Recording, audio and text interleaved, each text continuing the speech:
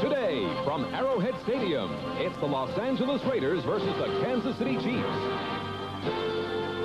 Brought to you by Bud Light.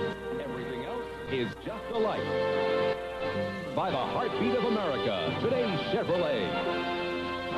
And by NCI, communications for the next 100 years.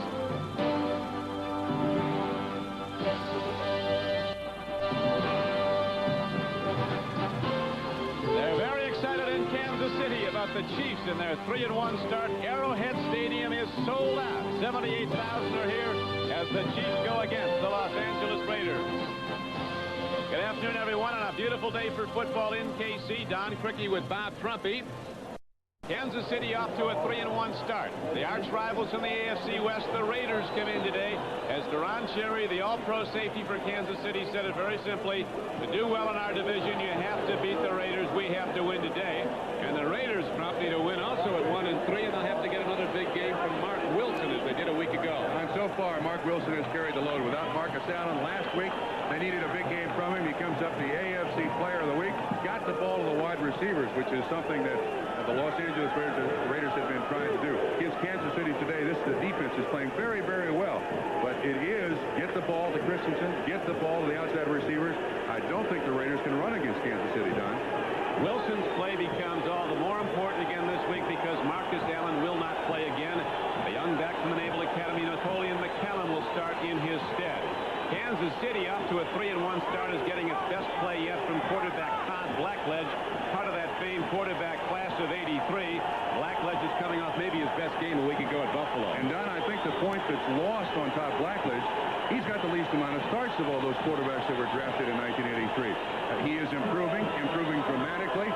John Mackovic made the choice to go with Blackledge because in the 3 previous seasons with Bill Kenny, the Chiefs were 6-10, 8-8, 6-10. So Blackledge is the quarterback as long as he stays healthy.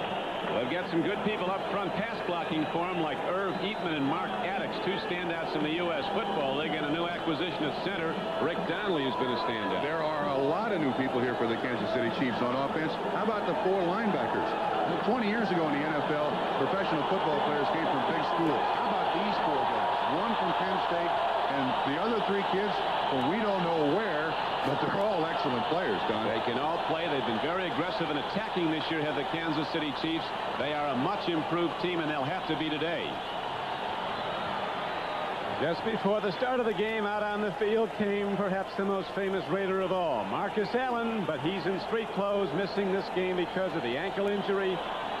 So Napoleon McCallum will start, and we're also told that Steve Strahan will probably start for Frank Hawkins, the other runner who has an injury. Nick Lowry ready to kick it off. Stephon Adams and Fulton Walker are back for the Raiders.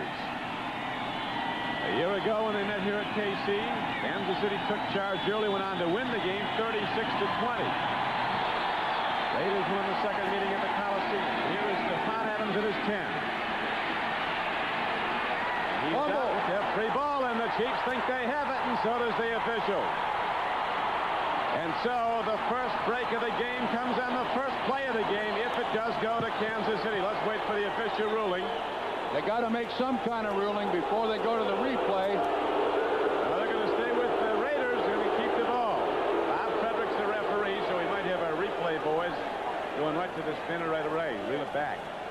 Just appears that there's a helmet right on the ball. Let's give credit to Sherman Cockcroft, and that ball looks loose, Don. I don't think there's any doubt in anybody's mind.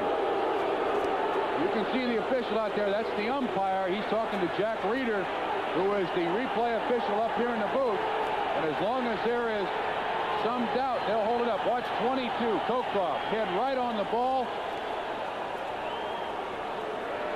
I'll tell you what, that's going to stand. That ball was loose. Yeah, he actually lost it when he hit the ground. Yep. And the turf cannot cause a fumble, so as much as the fans boo, Raiders maintain possession. Official ruling is the ball was down by contact with the ground, and so it is Raider ball. Nervous start, but they go now 1st and 10. Here's Mark Wilson. Napoleon McCallum and the Kansas City linebacker, led by Louis Cooper, number 55. are there to make the knockdown for a loss of a couple of yards on the play back to the 25-yard line.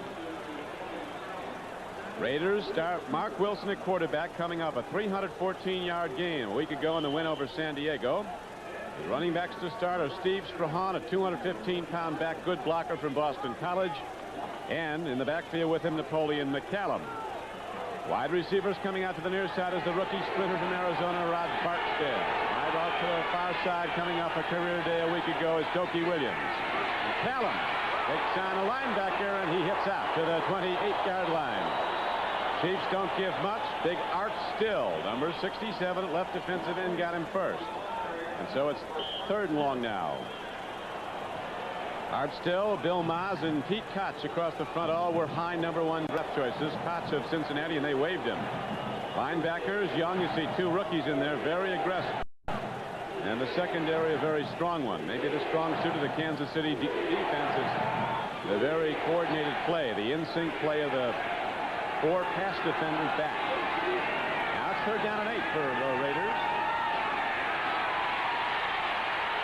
Wilson doesn't like to, but he's got to run. 3rd and 8. They got 1, and they've got to punt the ball. 3 and out for the Raider offense. Don, the Kansas City Chiefs came with a dime in the first 3rd down situation. Had 6 defensive backs, a 4-man rush, and 1 linebacker.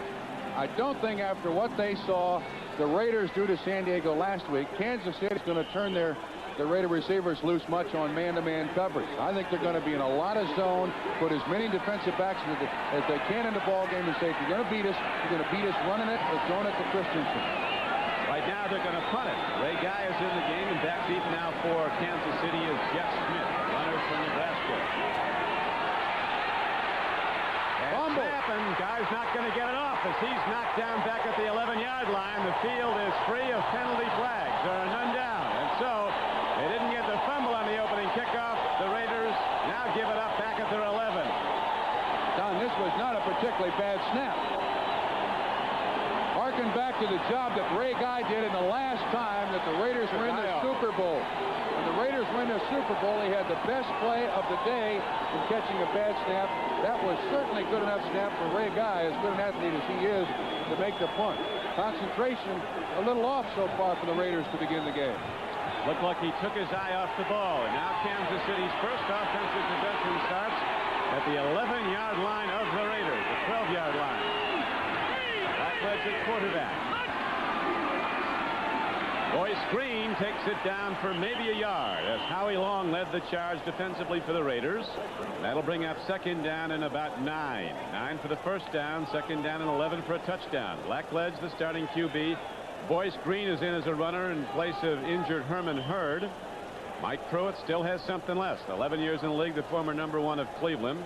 Irv Eatman, the left tackle, is 295 pounds, and you'll see him out of front of a lot of plays as a pulling tackle. Buddy, Donnelly, Addix, and Luke. Very good offensive line.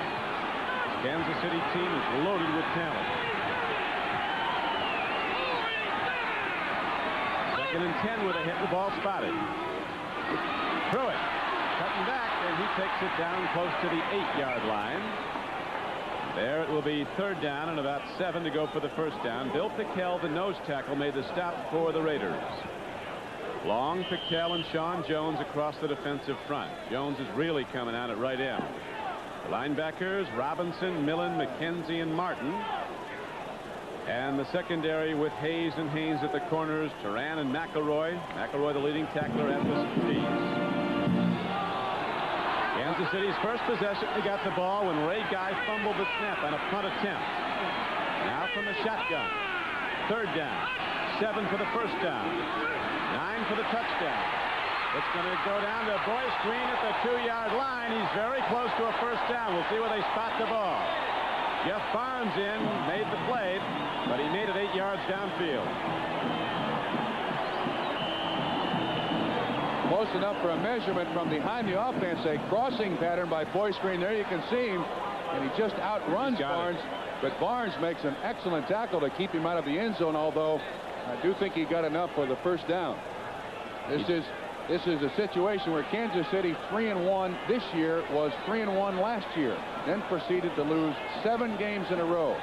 a lift here, a score here is a tremendous psychological lift for this young football team against an opponent that they've only won 1 out of the last 8 games. If you join us late, Raiders had the ball, got nowhere in their first 3 downs. What seemed to be a good snap to Ray Guy, and the punt attempt was bobbled by him. He recovered the ball, but back at his 12-yard line, and that's where the Kansas City Chiefs got their first possession. 1st and 10 at the Raider 12. Now on 3rd down, they hit the throw that gets them 4 new downs, and so they go from pretty much point-blank range. 1st and goal, Kansas City, inside the 2-yard line of the Raiders. Pruitt takes on Raiders, and they throw him back. He didn't get in, got down close to the 1-yard line. Van McElroy led the tacklers. And the most important thing for the Kansas City Chiefs right now is make sure of clean handoffs. Simply hang on to the football. You'll take your chances that you're going to get 4 downs. With 4 downs, you're going to get it in the end zone. So the Chiefs come out now again in a power formation. High set. King, a fullback from Purdue, is in there. 220-pound back along with Pruitt. Walt Arnold at tight end ready to lead the blocking. Penalty markers down. Would be against Kansas City, as Pruitt did take it in the end zone, but it might not go. Looked like the right offensive False start. Yep. Number 75 on the offense. Penalty and down will be replayed. Herb Eatman, that huge tackle. Eatman regarded as perhaps the best offensive lineman in the U.S. Football League. Would have been a high number 1 in the NFL had he not gone to the U.S. Football League first, and so would Addix, the right guard, have been a high number 1. Interesting, though, Eatman played defensive end in college at UCLA, offensive right tackle in the U.S. Football League. I'm making the transition to offensive left tackle for the Chiefs. It is 2nd down and goal for Kansas City. Scoreless game. Ball at the 7-yard line of the Raiders. Pattern. Stephon Page was knocked down, and there's no call against Lester Hayes. Stephon Page, who's made some spectacular plays this season, averaging 22 yards a catch through the first 4 games when he caught 12 balls, including a touchdown reception. The most spectacular play of the Kansas City season a week ago at Buffalo. And I don't know if there's a better receiver at making the last-minute adjustments to catch the football in the game. Page almost gets this one, and it did appear that there was contact, and Hayes was not looking back, but no flag. They try now. They'll have to try the field goal if they don't get it in here. 3rd down and goal from the 7 for Kansas City. Looked by Robinson, picked up. Oh, can't get it at the end of the end zone. Walt Arnold, the tight end, diving as you see. It skips off his hands. And so the Chiefs, who got their first possession, 1st and 10 at the Raider 12, do not get into the end zone, but they have a sure shot coming out now. A man who in 7 NFL seasons, Nick Lowry, has never missed a field goal attempt inside 30 yards. Double coverage here on the tight end. You can see the 2 Raider defensive backs. Ran there to knock it away, and a missed opportunity already for Kansas City. Nick Lowry comes in having hit 6 of 7 field goals this season. This will be a 25-yard attempt. The backup quarterback Bill Kenny holding. No score yet.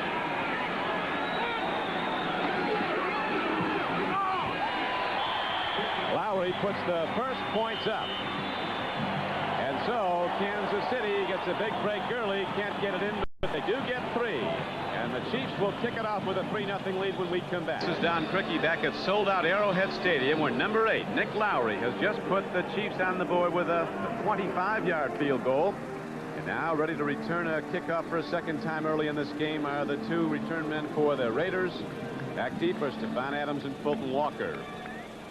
Big chance, though, Trump, for the Chiefs. They only got 3 out of it, starting with a 1st and 10 at the Raider 12. Big lift for the Raider defense. They kept them out of the end zone, allowed them a 1st down, and then the young team in Kansas City has to be considered a young offensive team. That penalty really killed it. Not only was it 1st and 10 at the 12, it was 1st and goal inside the 2 when they got the 1st down. Now the city kick is not long, and here comes Fulton Walker from the 11. Big special teams play. Coming down to make it was Greg Hill, who who, although he doesn't get much time as a defensive back, already has 2 interceptions this season. Chiefs a much more aggressive football team this year. Their defense, rather than look and read, is attacking, particularly keyed around the play of those 2 young linebackers, Dino Hackett and Tim Cofield. The only thing is, though, you can't fall in love with that defense. And against someone like the Raiders without Marcus Allen, I'm going to watch very closely, see how much zone Kansas City runs.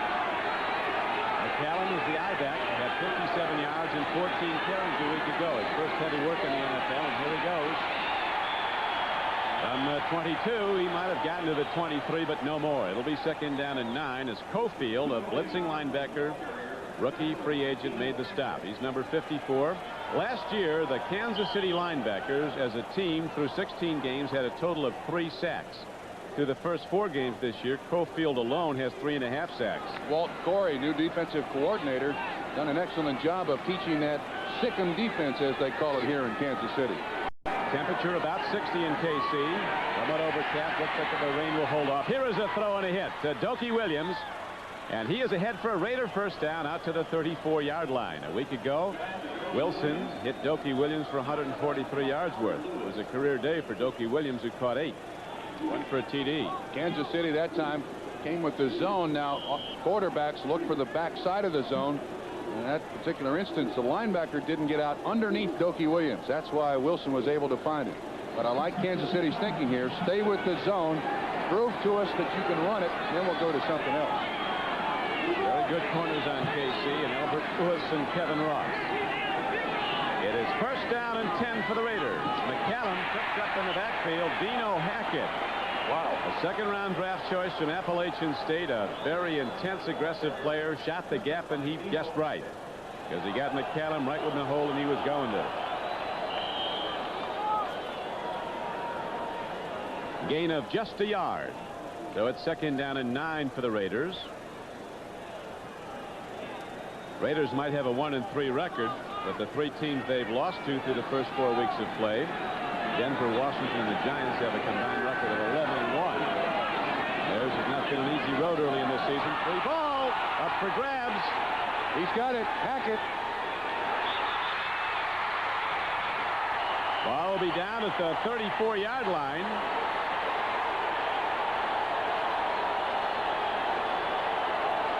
Still no signal from the officials. No signal. They're going to have a confab again. This is our 2nd of the game. And again, with good reason, because we might have to watch this a few more times. Mr. Edmondson and Mr. Cross in the truck, if you will. And if the Raiders have had a problem, it's the number of fumbles they've had and then lost. The 2 today, the Raiders have now had 11 fumbles, lost 10 of them. Kansas City recovered, and the ball was fielded. It'll be 1st and 10 for Kansas City. So for the Raiders, 2 possessions and 2 botched plays. That was just a misconnection between Mosbar, the center, and Wilson, the quarterback, and the Chiefs get their 2nd possession deep in the Raider end at the 34-yard line. And you see what those linebackers were doing. They faked the drop and attacked the line of scrimmage. Both 97 Radisic and Hackett 56. Someone else made the hit. All coughed up. And once again, Kansas City with outstanding, unbelievable field position. First time, though, they couldn't get anything more than a field goal, even though at one point they had a 1st and goal inside the Raider 2. It's a 3-0 game, Kansas City. Ball to Boyce Green, former Cleveland Brown, weaves his way for about 3 yards down to close to the 31-yard line, where Howie Long and Matt Millen got him. Long is a guy that on every offensive play you have to account for. You see Addicks 61, 72 Lutz double teaming on Howie Long. Long fights off and still makes the tackle with Matt Millen making the first contact. Don, I would suggest to Kansas City, try to get it down in the end zone from here. You got to be able to use the speed of these wide receivers, and this is the spot to do it. Well, let's see. They have 2 stacked to the left. Deep speed and Carlos Carson, Stephon Page. Black leg. Raider 40, timing pattern to Boyce Green, and it's a beautiful defensive breakup. Stacy Turan, the strong safety, came across. Ball was right there to Boyce Green, and then Turan recovered, and it comes as a long out now. It'll be 3rd down and 8 for the Chiefs at the Raider 32-yard line. They had Reggie McKenzie in coverage on Boyce Green, which is a matchup that they they'd like to have all day long. Stacey Turan doing his job, though, playing the center fielder. He helps out and knocks away the pass. An early look at the scoreboard. Not too much happening, save those early field goals. This game is a 3-0 game, Kansas City. 3rd and 8 for the Chiefs.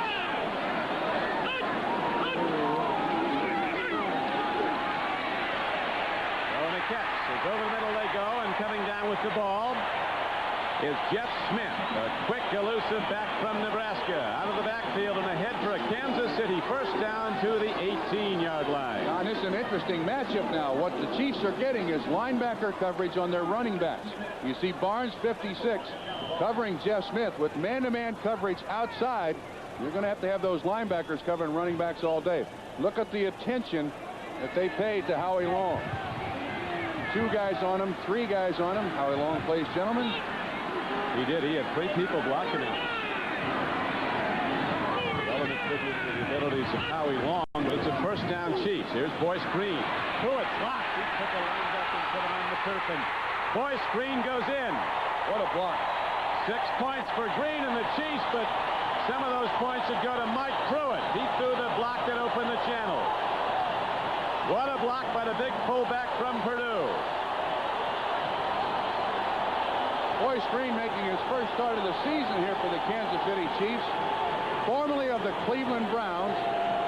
Did not have a carry from the line of scrimmage last year for Cleveland.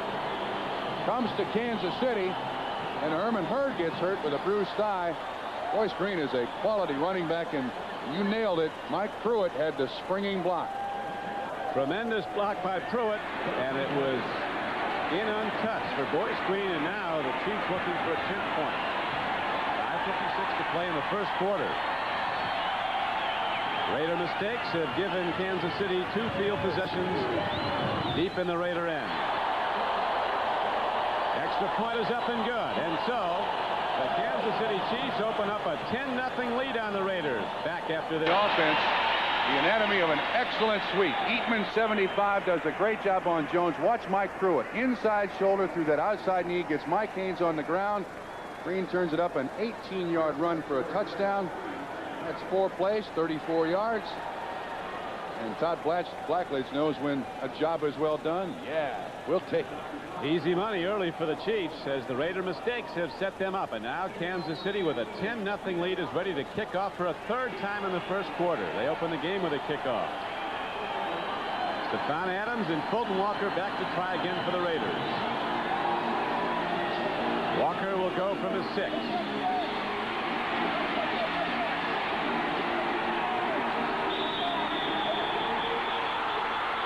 Another ball on the field. They're ruling the play is down. It's the Raiders' ball. But Don, many times we've talked in the initial stages of a football game that the special teams establish a motion. Chiefs are charged up. I mean, really fired up for the Raiders today. You can see the contact. Cocroft in there. Cofield in there. He's up. His progress is stopped, and therefore you can see number 83, the side judge, waving his hands. End of play. The Raiders are really struggling here. Coach Flores puzzled by it all as the Raiders now try again. They go to the run. This is Strahan trying to go to the outside, and Hackett gets him at the 21-yard line. He didn't get a thing. Dino Hackett stretched him out, and Strahan is knocked down for no gain. It'll be 2nd down and 10. Strong safety Mark Robinson did an excellent job there too. Made Strahan jump to the outside. He made first contact. Hackett there to clean up. Raiders are trying to run on 1st down. That's when the Chiefs are attacking the line of scrimmage. Now 2nd down and long. I would expect zone coverage once again. Raiders start is reminiscent of a year ago when the Chiefs got them up big points early and on to beat the Raiders 36-20, and now a throw and a completion to McCallum. And Napoleon McCallum, who set an NCAA record for all-purpose yardage at the Naval Academy, gets it out to the 35-yard line. It's a Raider first down. That's McCallum's first catch as a Raider, suffering from a slightly pulled hamstring and probably has to go through more to be here on a Sunday afternoon than any man in the history of the game. We have his schedule daily. we'll put up for you later, but Ensign McCallum puts a lot of hours in with the Navy and the NFL. What's the name of that ship now? You know that ship well. The Peleliu. 3,000 men aboard that Peleliu. Actually, one less today. Here now is Strahan on a first down carry. He gets to about the 38-yard line of Los Angeles. Radisek, a big, tough inside linebacker from Penn State, made the strike for Kansas City as the game clock's down to 4:07 and running in the first quarter. And the Chiefs are out in front 10-0. On this Chief defense under Walt Corey, doing a lot of change in here. In 2 successive downs, it doesn't appear they've done the same thing. They attack the line of scrimmage. They're back in zone. They got 6 defensive backs. They go man-to-man. They're not giving Mark Wilson a steady look at any snap. Dropping to throw now on 2nd and 6 is Wilson. He's not going to get anywhere. Sacked at the 34-yard line. Pete Koch got him. And Moss was also on the play. Koch, number 74, was a high first-round draft choice of the Cincinnati Bengals. They didn't think he could play, didn't want to play the big contract. They waived him, and Kansas City got him. He stood out this season. 74 of the Chiefs on 79 of the Raiders. That's Davis. Koch just beats him inside. Now the Chiefs come with their 6 defensive backs, Don. They're doing an excellent job of changing up here. Watch Mark Wilson look around, trying to identify who, in fact, is in the game. Raiders deploy great speed to either flank, and Barksdale and Williams, and they're going deep. That's Williams. Here's a throw to McCallum, and his ball is stripped from him. Mark Robinson, the strong safety, came up and freed the ball. And so the Raiders don't get there again, and Kansas City will get the ball for a 3rd time in the first quarter, leading 10-0. We'll see here what Wilson has to look at. Count the defensive backs. 3 deep, 2 on the outside, 1 on this side, zone all over the field. Now what that does for the receivers, they know they're going to pay a price when they catch the ball. Makes them think about it a little bit. You see Robinson coming up there, just you read the quarterback's eyes, doing a great job here so far. Raiders still haven't had a first down. And the Chiefs, with their 2 early possessions deep in the Raider end, have opened up a 10-0 lead. Remember the last time Ray Guy went to punt? Imminent disaster when he fumbled the snap. Almost blocked. Ray Guy had to make some quick move to get that away. And coming up is Jeff Smith with an acrobatic signal fair catch at the 33-yard line. Albert Lewis almost blocked that punt. Watch this. Guy sees he's got to really hurry and just gets it up over Albert Lewis. It's 10-0. The Chiefs up on the Raiders in a shocking opening in the first quarter. Don Criqui with Bob Trumpy. Trump, the Raiders came in with a very carefully crafted offensive game plan. What does this early development do to it? Hurts a lot. Now they're going to have to start throwing the ball to McCallum, to the running backs, because I do believe Kansas City is going to be coming with a lot of 6 defensive back sets. And they've been fairly on the side of the Kansas City Chiefs. Blackledge looking deep on first down. There's a penalty marker on Stacy Turan. He bumped the tight end Walt Arnold at the 49-yard line of the Raiders. So a defensive penalty on the Raiders gives the Chiefs a first down on the Raiders side. Here's Frederick. Defensive pass interference, number 30. First down. When we have a moment, we'll take a look at how the scoreboard reads. New England out to an early 10-0 lead on Miami. Dolphins giving up points at over a 35 per game average. Cleveland leading Pittsburgh. Browns have never won, have they, at Three Rivers Stadium? Never. They're 0 for Three Rivers. 0 for the 70s and now into the 80s. Green Bay needing a win very badly up on Cincinnati. Right now, with the Chiefs up on the Raiders 10-0, it's a first down for Kansas City.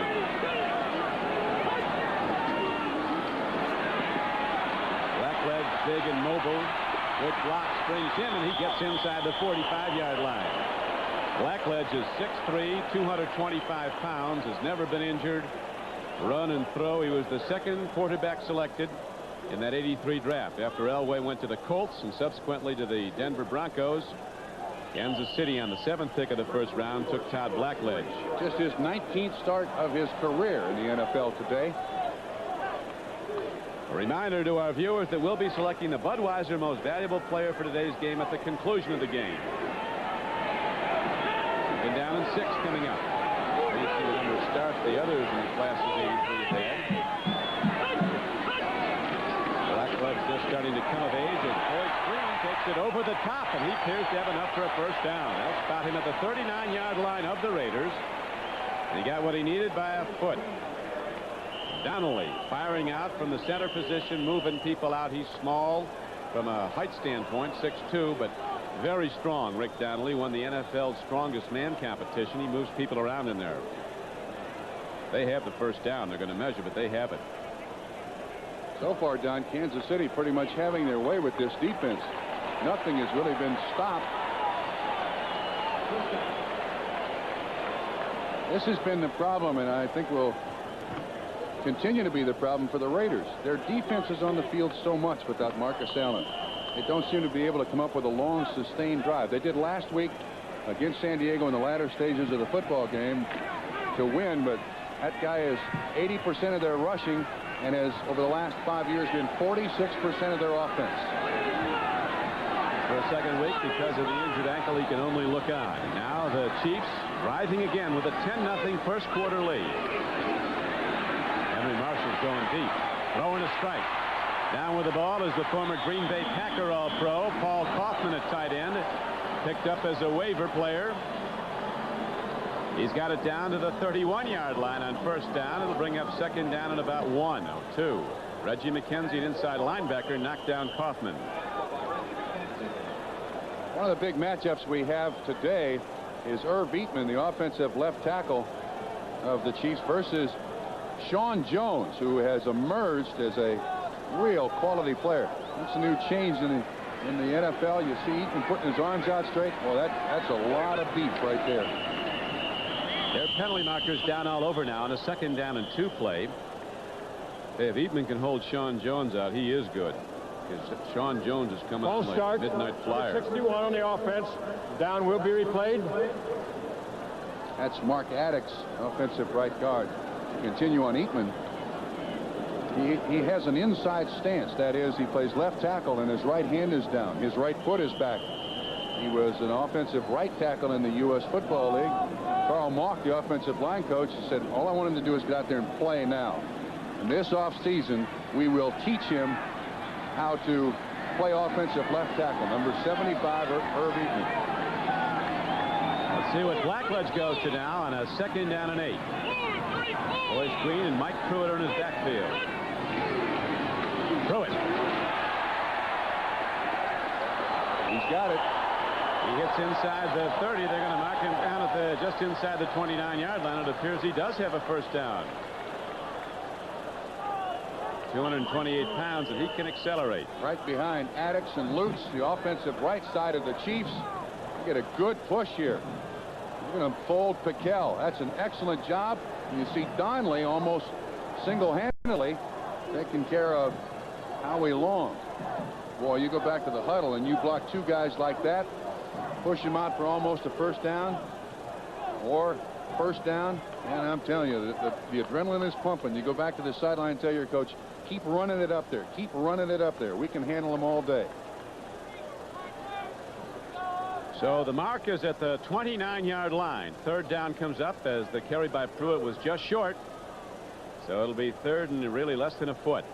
The Kansas City Chiefs got 3 points on their first possession, even though they had it first and goal inside the Raider 2 at one point.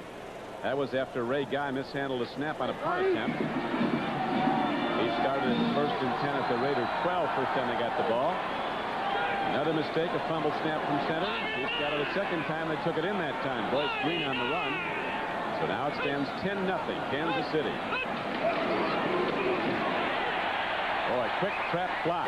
Hey, that center Donnelly is a player. It's going on Piquel, and that's not easy to move out.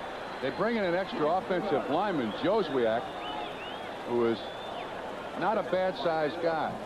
About 310. Yeah, something like that. And they just push it right at the Raider defense.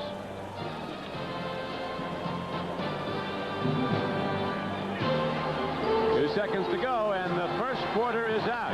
A roaring success for Kansas City, as after the first 15 minutes, they hold a 10-0 lead. We'll be back to Arrowhead after this. Since they've had something to stand and cheer about at Arrowhead.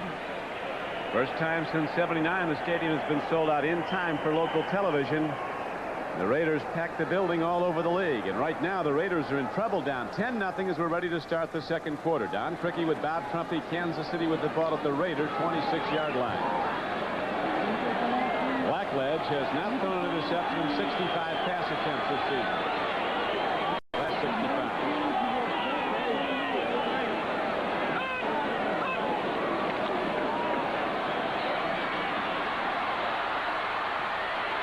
Run down. Almost got away. Rod Martin, an outside linebacker, closed him. And so the knockdown is made at the 32. There's a loss of a yard. It'll be second down and 11. Excellent coverage that time by the Raiders. Blackledge had no one to throw it to. Best choice is just take it down. Don't lose too many yards. You don't want to take yourself out of field goal range here. Game clock with 14:40 to play in the first half. Raiders have had virtually no time of possession. They've been in and out their offensive unit. Kansas City with Blackledge in the offensive unit driving most of this first half. Something in the Raider defense that Blackledge didn't like, so he calls timeout for some counsel, and there's a timeout on the field, and we'll be back to Kansas City with the score. The Chiefs 10 and the Raiders nothing. Be sure to join us Saturday evening, October 18th, for the opening of the World Series, as NBC Sports proudly presents the 83rd World Series. Baseball's great moments were first televised on NBC, and our long tradition continues as the National League champions host the American League champions in Game 1. So be sure to tune in at 8 o'clock Eastern Time. Major League Baseball, an inside look, followed by the excitement and special magic of Game 1. The World Series is home on NBC. As right now on NBC, the Kansas City Chiefs, with a 10-0 lead over the stunned Raiders, are driving again. Second down and 12 now for KC at the Raiders' 28-yard line.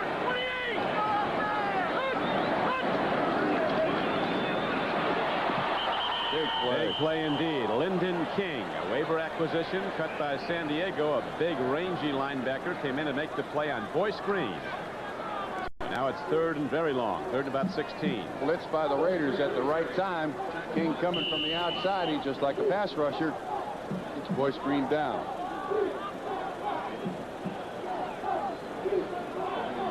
That's surprising, isn't it? 10-0 Kansas City, but relatively close in time. From the 7 minutes the Raiders have had it, they haven't had much happen positively. Right now, from the shotgun, Blackledge gets set with two spread out receivers to the left side. Loading that side up. He's going deep. And a great breakup on the play by Sam Seal, but there's a penalty marker down. Emil Henry, who was just added to the roster,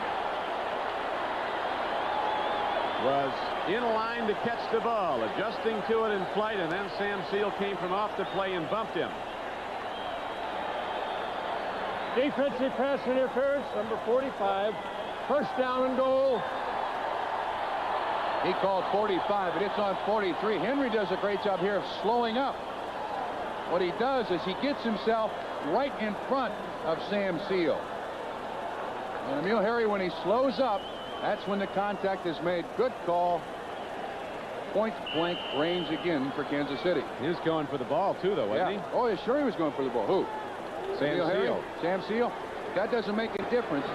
There's contact when that ball is in the air. That's not coincidental contact if you keep the other guy from catching it. Well, the Chiefs looking to put a knockout punch out early on the Raiders now. Go first and goal. Fumble. Yes, it is. Let's see who's got it. Chiefs still have the ball.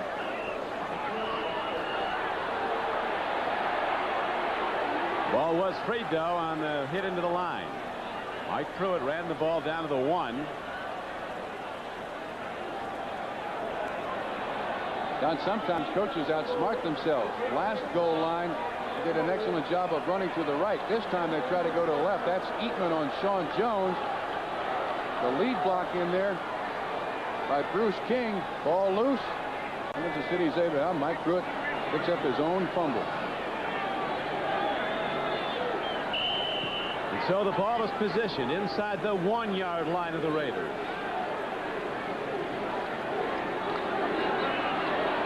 Second down and goal, Kansas City. Chiefs lead in the second quarter, 10-0.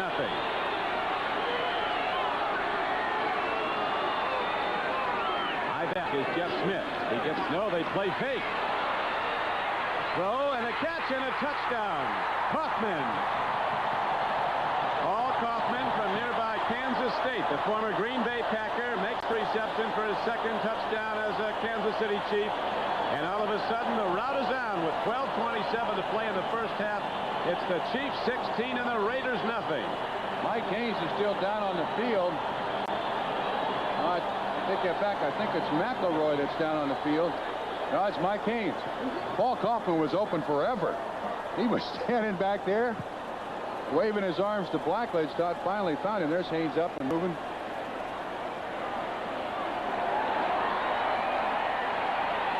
Kaufman is also limping on the Kansas City Chiefs bench. Bodies all over the field. Points on the board only for the Chiefs.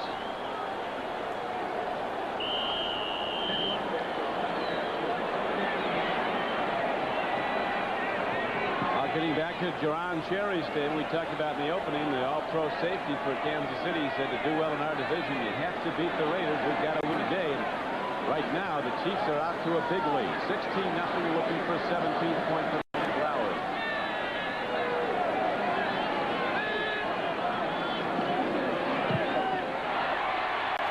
And so with 12:27 to go in the first half, it is now 17-0 Kansas City.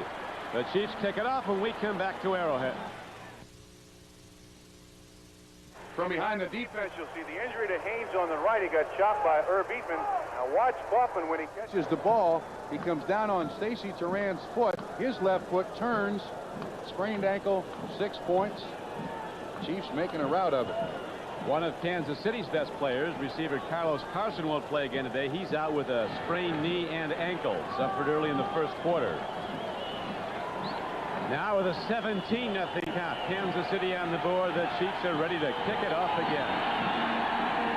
The people who bought this stadium out earlier are happy to be here today as Kansas City gets a long kick down to the 1-yard line. Here comes Fulton Walker for the Raiders.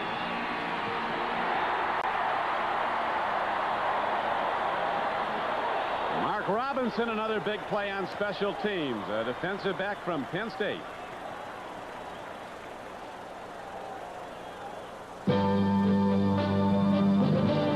Game is brought to you by BMW, the ultimate driving machine. To arrange a thorough test drive, phone your nearest BMW dealer. By McDonald's, it's a good time for the great taste. And by New York Life, to help you get the most out of life. Stephon Adams knocked down on a big special teams play by Mark Robinson of the Chiefs, and now the Raiders go to the pass. As they have not thrown the ball much here. That is just the 5th pass of this game by Mark Wilson. He's completed 4. That one good for a gain out to the 26-yard line. Chicago finally gets a touchdown in the second quarter and goes up on the Vikings. The Cardinals still leading the Giants. Second and short for Mark Wilson. The Raiders looking to get their first drive of the day going. McCallum runs right into a linebacker. And also into Pete Koch, the defensive right end. McCallum, the ball carrier, tackled by Pete Koch.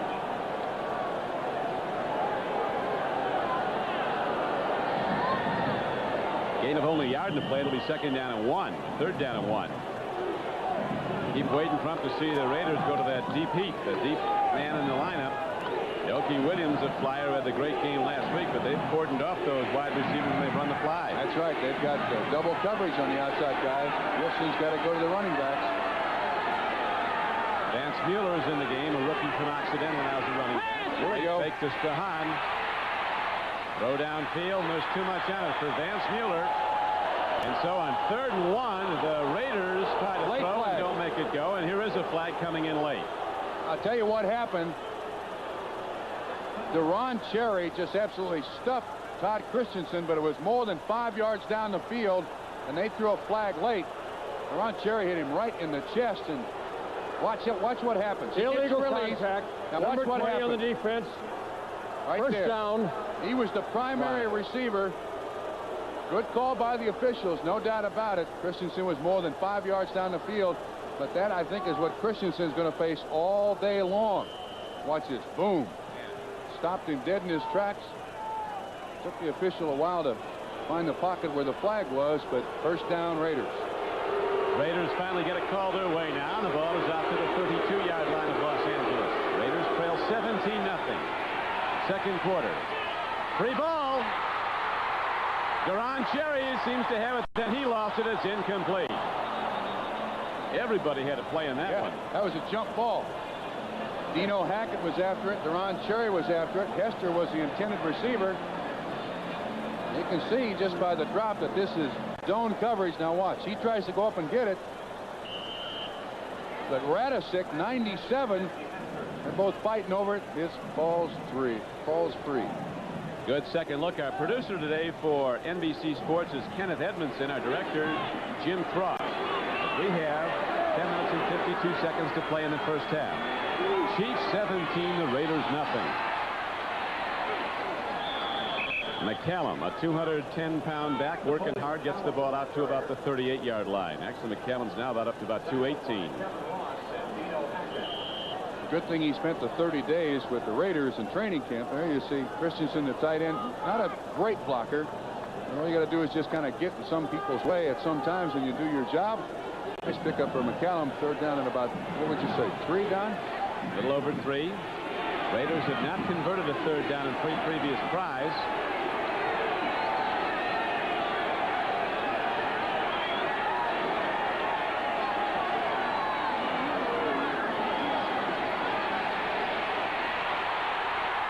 Christensen was running a deep pattern, but Wilson never had time to unload as Eric Howie, number 93, into pass rush, was in. A second sack now of Christensen, or Mark Wilson, as the ball's going to be spotted down at the 32-yard line.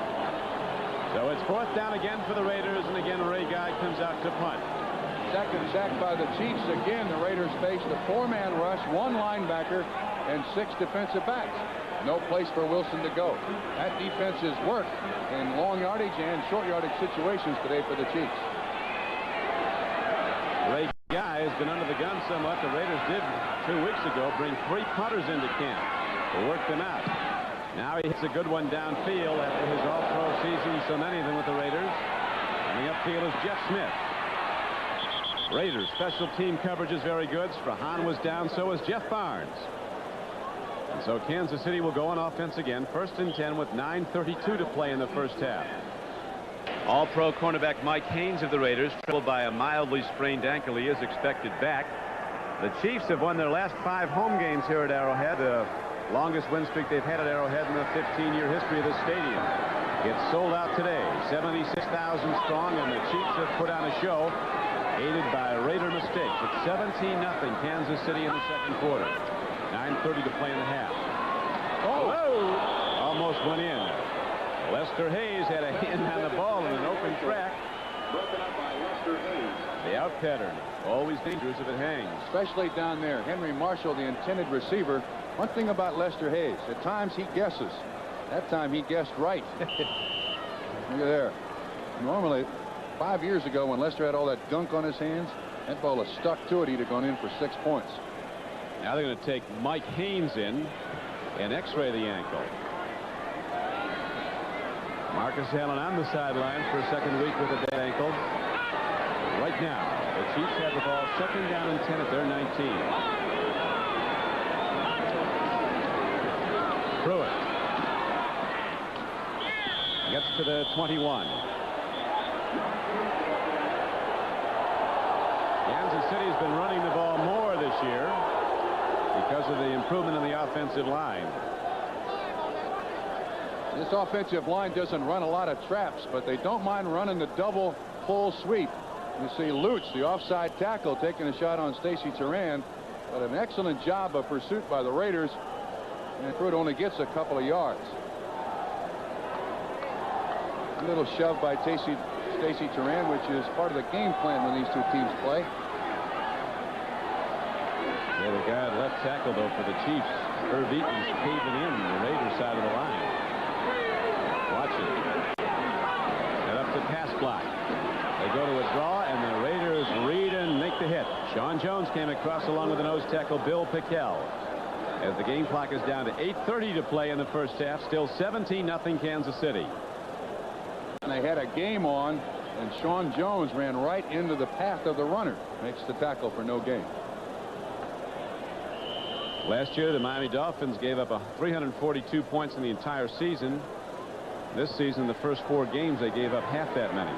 They're going to give up more, too. Lots more. Giving up 17 already today at New England. Fulton Walker is back deep now. Guy that hasn't gotten any work yet today. The Kansas City punter's out for the first time. Lewis Holbert. Well hit.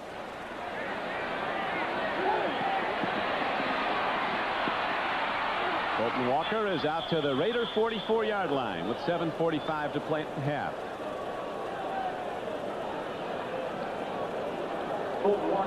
Adam Lingner was an animated play on special teams as the Chiefs and the Raiders are meeting today for the 54th time over the years. Raiders have dominated, but not today. The Chief fans in celebration today as the Chiefs have opened up a 17-0 lead on the Raiders. Don Criqui with Bob Trumpy as Mark Wilson is going to have to get something going. He might start throwing right now. Open man, Dokie Williams drops the ball at the 35-yard line. Williams slipped into that proverbial soft area of the zone. He was free. Usually on the perimeter of a soft area of a zone is a hard person, and in that particular instance, it was Tim Gofield. A real hard person. Once again, Chiefs using zone coverage. Wilson got plenty of time to look around. Dokie Williams just couldn't make the catch. Last week, he was 90% of the Raiders' offense.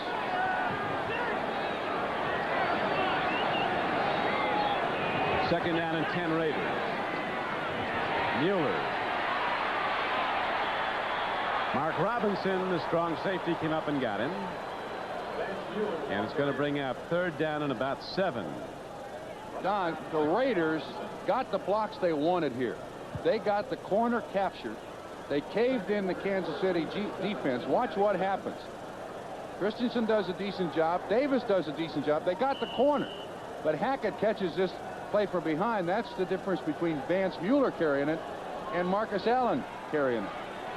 Mark Robinson on the tackle. Robinson starting for injured Lloyd Burris, one of the best strong safeties in the conference. Wilson lets it go long. Intercepted. Down with the ball is Greg Hill, his 3rd interception this season. So the Raiders misfire again. Wilson trying to go deep to Vance Mueller. Art Still put the pressure on Mark Wilson, and Greg Hill came down with the ball for Kansas City. And once again, I like Kansas City, the fact that Kansas City has not fallen in love with trying to sack the quarterback. They had pressure on him. The sack didn't mean anything, but they had zone coverage. Greg Hill just standing back there waiting to make the interception. Wilson says, no. For Wilson so far this season now, that's his 6th interception thrown through 4 games. Mark Wilson has had 2 300-plus games and 3 started so far this season for the Raiders. Today the whole Raider offense has been misfiring as Blackledge, big and rangy, has to move quickly, and he can't outrun Howard Long. McKell was there also. And so the Chiefs will go from long yardage on second down back at their 30-yard line. Raiders sack, first of the day. First time the Raiders came with a 4-man rush, too. They had Greg Townsend there at the outset. You can see him across the front there. Jones, McKell, Long, and to the outside right is Townsend. Blackledge has got no place to go but down. It's a good thing he elected that down move because those 2 Raiders are ready to pinch him. Quarterback sandwich. See Blackledge's numbers for the day. Not a lot of yards. Hasn't needed them though. The drives have started in close on 2 occasions. 2nd and 20 for Kansas City.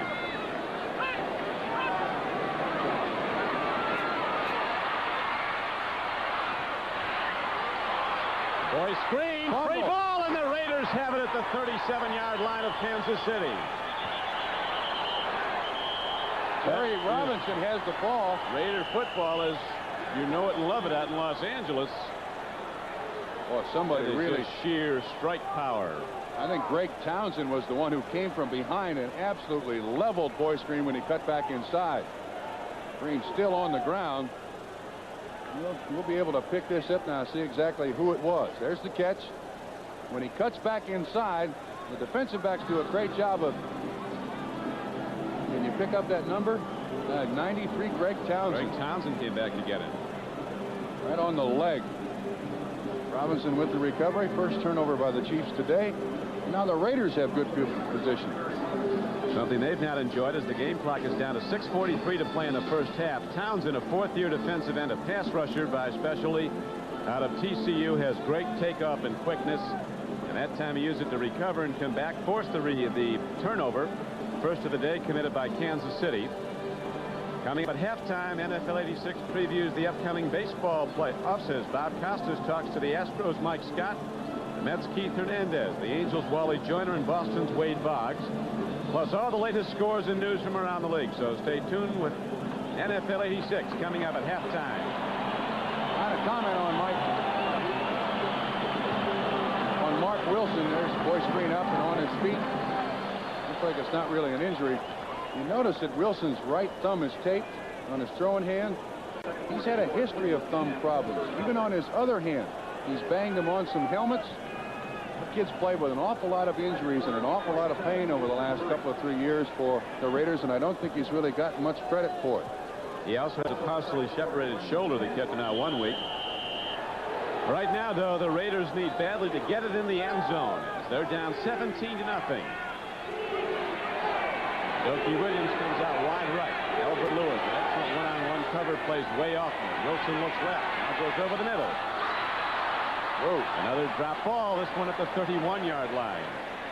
Rahan coming out of the backfield can't hold it. That was a reject.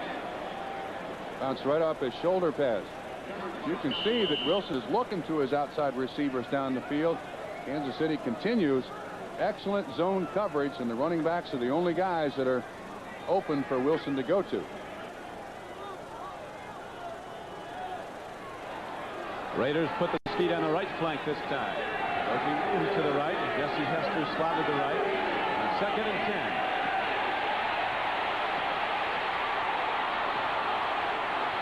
Wilson gets it downfield. This one's dropped by McCallum at the 25-yard line. Give some of these Raiders the Iron Glove Award today. I don't know what else he can do to him. Hit Strahan right in the chest and hit McCallum right in the chest.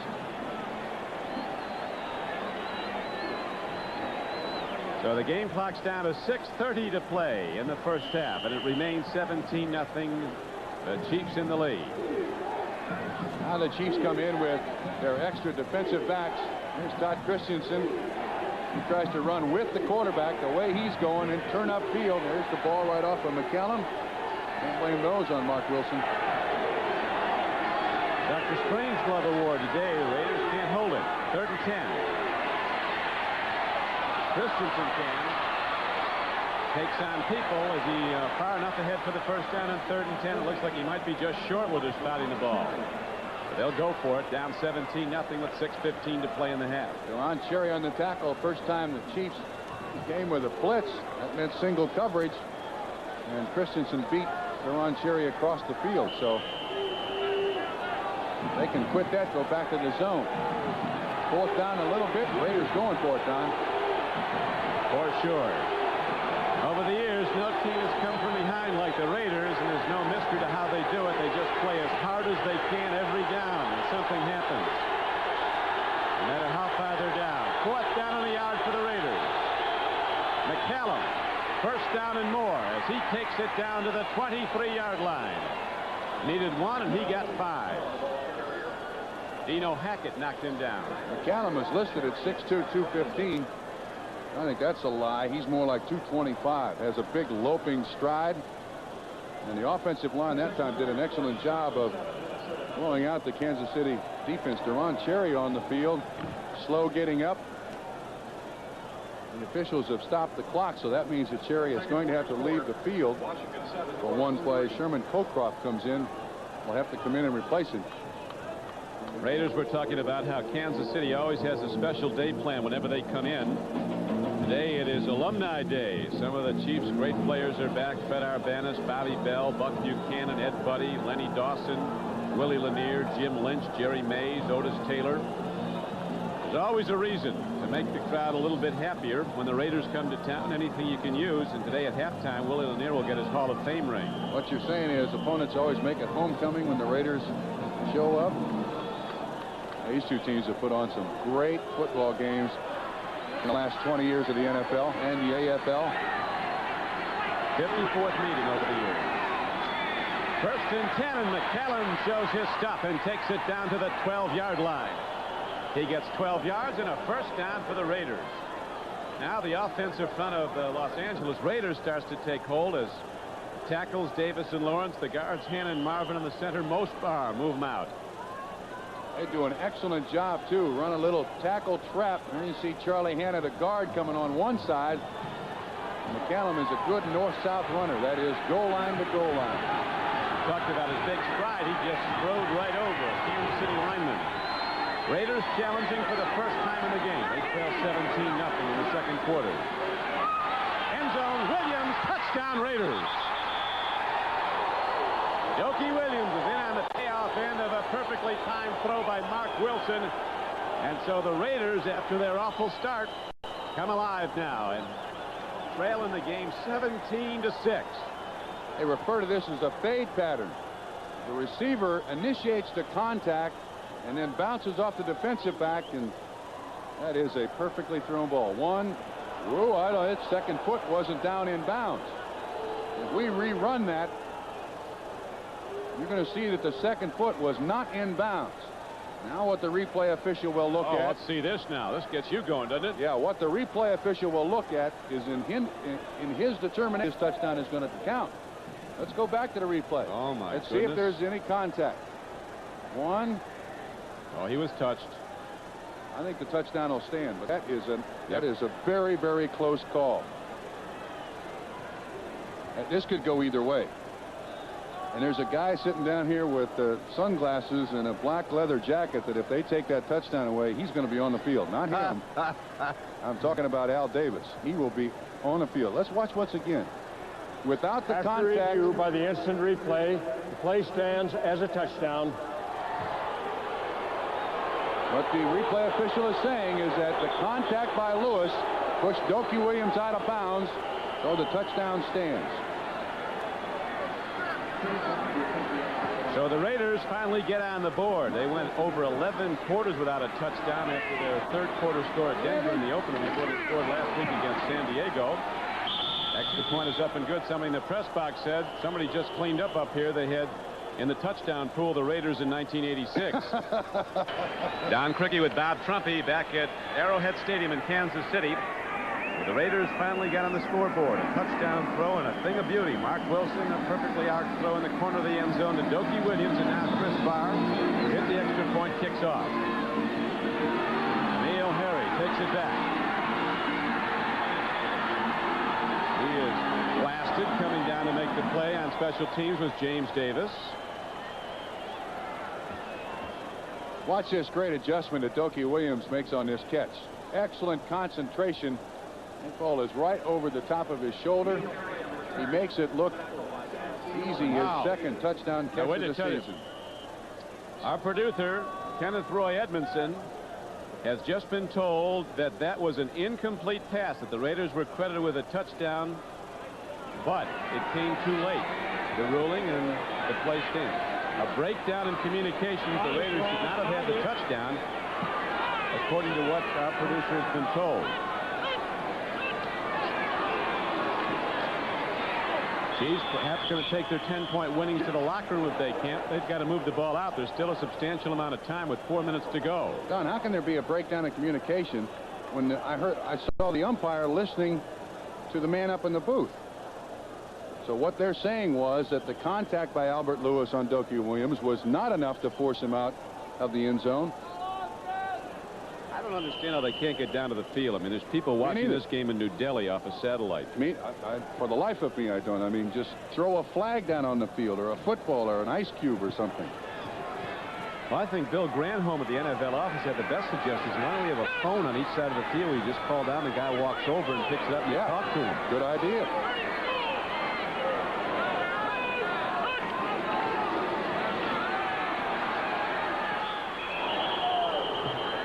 Second down and 8 now. The carry doesn't get much. It'll bring up third and about 7. As the game clock is down to 3:05 to play in the first half. It's 17-7 Kansas City.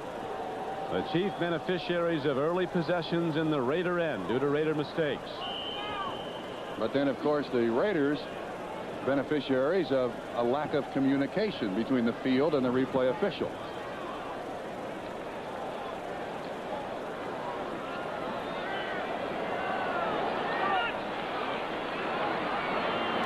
Blackledge in the shotgun on third down and a long 6. One of his ace receivers, Carson, is out with a sprained ankle and a sprained knee. Throw and a catch. Nicely done. And Jeff Smith, the running back from Nebraska, is ahead to the 27-yard line for a Kansas City first down. There's that linebacker coverage on the running backs that Kansas City has utilized very well so far. That's Smith's second catch of the day. He's been a big receiver, very timely receiver for the Chiefs to convert third downs to first downs.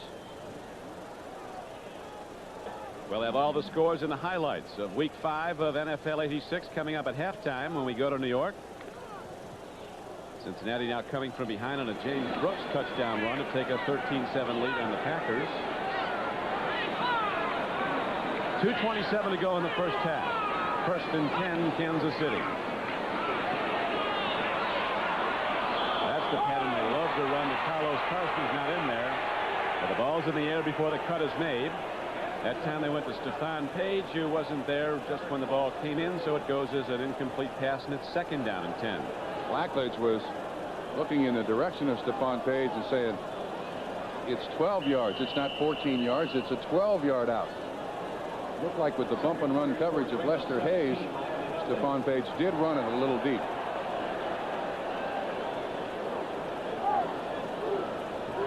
And now we're told they do have telephones on the field also, Trump. What good do they do if they don't ring?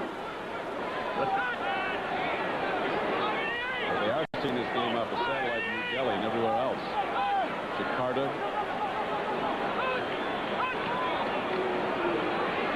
Jeff Smith runs the ball hard on second down and 10. He is out to the 33-yard line. A pitch back in Jeff Smith, a hard running back from Nebraska, takes it ahead to make it third down and about 5. We'll look again from the end zone. It's not tall, but he's big. Don't think that they'll run another play before the 2-minute warning, but the Chiefs offensive line is doing a great job of attacking that line of scrimmage. Good lead block out there in front by Addix, 61. 2-minute warning is given, and the Chiefs will have it with a 17-7 lead when we come back. Some of our neighbors to the north from Canada here. Kansas City holding to a 17-7 lead over the LA Raiders. The Chiefs opened up a 17-0 lead, and then the Raiders scored on a touchdown throw to Doki Williams, which we were later told should have been disallowed because Williams wasn't in. They said there was a breakdown in communication getting word down to the field. So before they did, the ensuing kickoff had taken place. And it's all academic now. The points are on the board for the Raiders at 17-7. I need a teenager up there. They can get in touch with anybody. Use that phone. Third down and 4 coming up. Long might have left early. He says he was drawn off as Pruitt gets the ball on the draw play and doesn't get much. But if it's a call against Howie Long, it'll bring a first down and a 5-yard assessment. Raiders think it's against Kansas City. Howie Long is lobbying, so I think it's against Howie Long. Offside.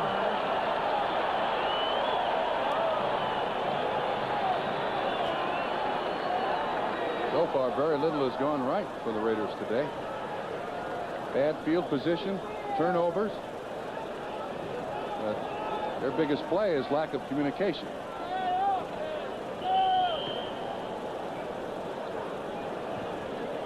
It was an overcast day at the outset. Now a bright, sunshiny day. They've had tremendous rain in this area the last couple of weeks. Flooding. Perfect playing conditions today. Blackledge has completed 6 of 11 for 50 yards. touchdown throw to Kaufman.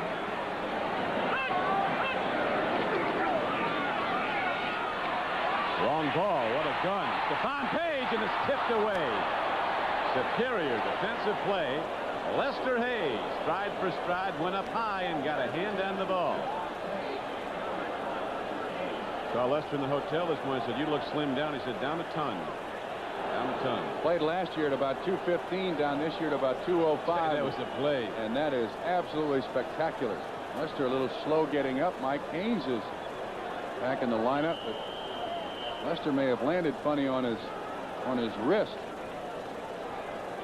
The player they were going to, Stephon Page, is averaging 22 yards a catch this season. Stephon Page had over 300 yards in receptions in one game against San Diego last year, an NFL record.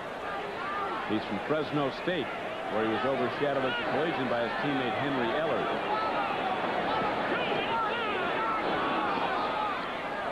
Jeff Smith running hard on 2nd down and 10, advances the ball to about the 41-yard line as the game clock ticks down to 1:40 in running. Stacy Turan, the strong safety for the Raiders, made the stop. And it's actually, even though Chiefs have not gained a lot of yards in any single play, a very important drive for them at the end of the half. You don't want the ball back in the hands of the Los Angeles Raiders. You want to neutralize some of that momentum that they got in the last scoring drive. And this is a big reason why Kansas City's been successful. They've converted 4 of 6 third downs, most of them to Jeff Smith on the pass. Let's see where they go now. Shotgun with 2 wide receivers left, 1 to the right. Movement in the offensive line of the Chiefs. Looked like Addicks, the right guard, started the pass block before the snap. If so, it'll make it 3rd and 10. Starts. Number 61 on the offense. That's Addicks. Hey, they're in a tough position there, Don. They're up. Their hands not down on the ground. They're trying to watch the ball and also watch the guy across from them that they have to pass protect. And at times you start leaning back to get just a little head start. And once you get 295 pounds lean in one direction, it's generally going to fall that way. Raiders under the gun coming into this game with a 1-3 record. 3 games behind the Denver Broncos in the AFC West. Howie Long said we usually look at the outside of the season as being able to lose 2 games on the road and 1 at home and still being able to win the division. We lost 2 at home and 1 on the road in the first 3 weeks.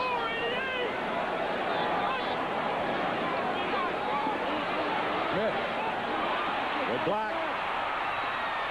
Jeff Smith taking on tacklers. Robinson got him, and it's going to be close to a first down. Now a fight starts up. Going after Blackledge. We've got Chiefs and Raiders going full tilt, just like they like it over the years.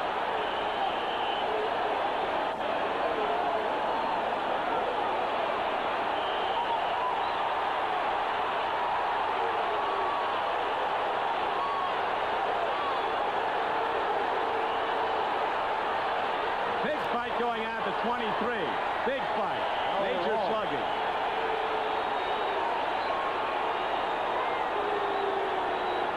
Couple of Raiders, Van McElroy and Piquel started up with Todd Blackledge.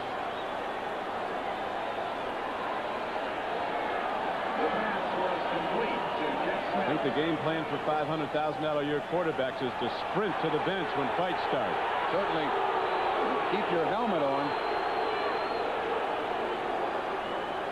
And you see the pushing and shoving and grabbing and pulling. They are not talking about dinner dates tonight, folks. Now McElroy takes a shot at Blackledge, and Blackledge is heading for the bench. Very smart.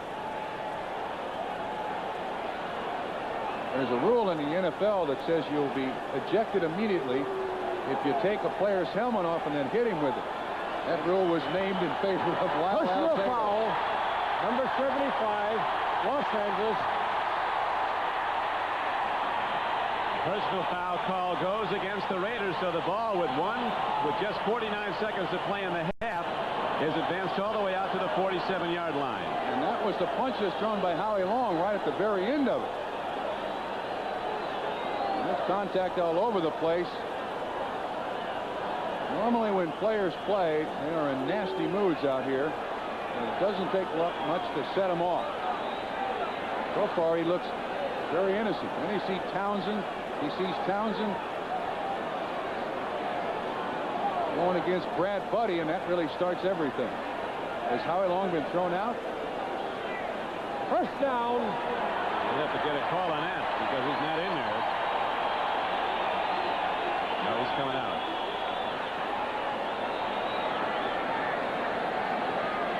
And watch Townsend pull Brad Buddy's helmet off. Now, if he throws it at the guy, and he's thrown out. Al Alzado tried that. Oh, they're talking now. Matt Millen's out there. He's one of the captains. I want to know why there's not a first down with a personal foul here. They've got it listed as 4th down. It's a 17-7 game. Kansas City is in the lead after leading 17-0. And here is the official statement from the NFL on the Raider touchdown. The throw from Mark Wilson to Dokie Williams. Replay official Jack Reeder of the NFL ruled the pass incomplete. But there was a failure in communication with the umpire on the field. Therefore, it stands as a touchdown. We're going to have a good one the rest of the way.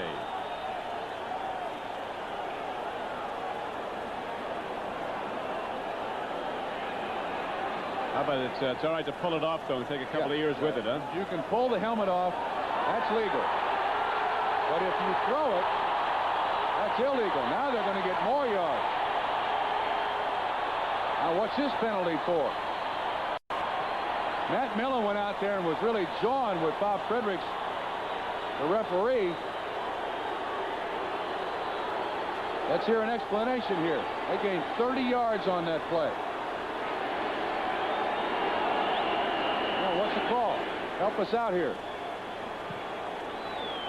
Raiders with 4 penalties for 68 yards now. Kansas City with 4 for 20 yards. Let's have a call. We're still missing a call. We got the 1 flag, which was a personal foul. They marked off 15 yards. Then they just did another 15 yards.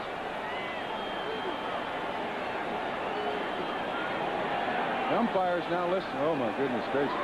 This is... They're going to go back in the huddle. Why the other 15 yards?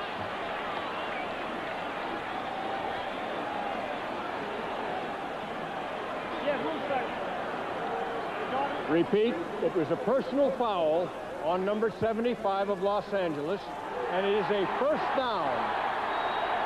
Yeah, but they got more than 15 yards, didn't they? Sure did. Looked to me like they got 2 personal foul penalties. Actually, I think Jeff Smith on that was knocked out of bounds there at about the 47-yard line. So that would be 1 penalty? Okay. That was the play. The play went. From the line of scrimmage prior to the play, it is about 30 yards. 10-yard gain on the play and then a 15-yard penalty. Now Blackledge with less than 50 seconds to play goes to Jeff Smith again, and he takes it down inside the 30-yard line and down to the 29-yard line.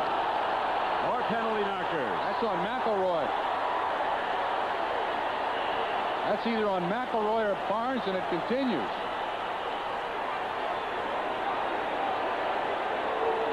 That's 39 seconds left to go in the half. They might have thrown McElroy out.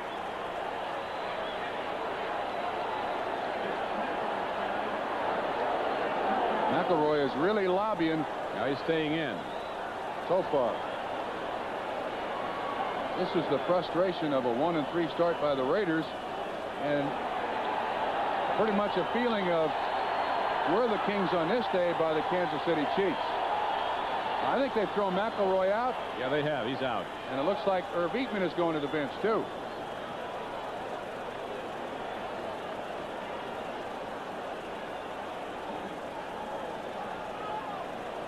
I'll tell you one thing. For a team of officials, this is no day at the beach. Yeah. The only thing I haven't seen here is a hockey puck.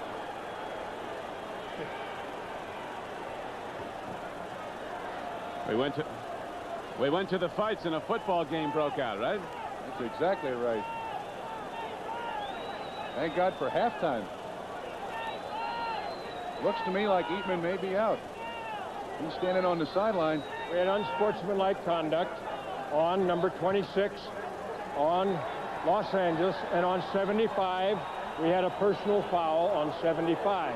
However, number 26 will be removed from the game.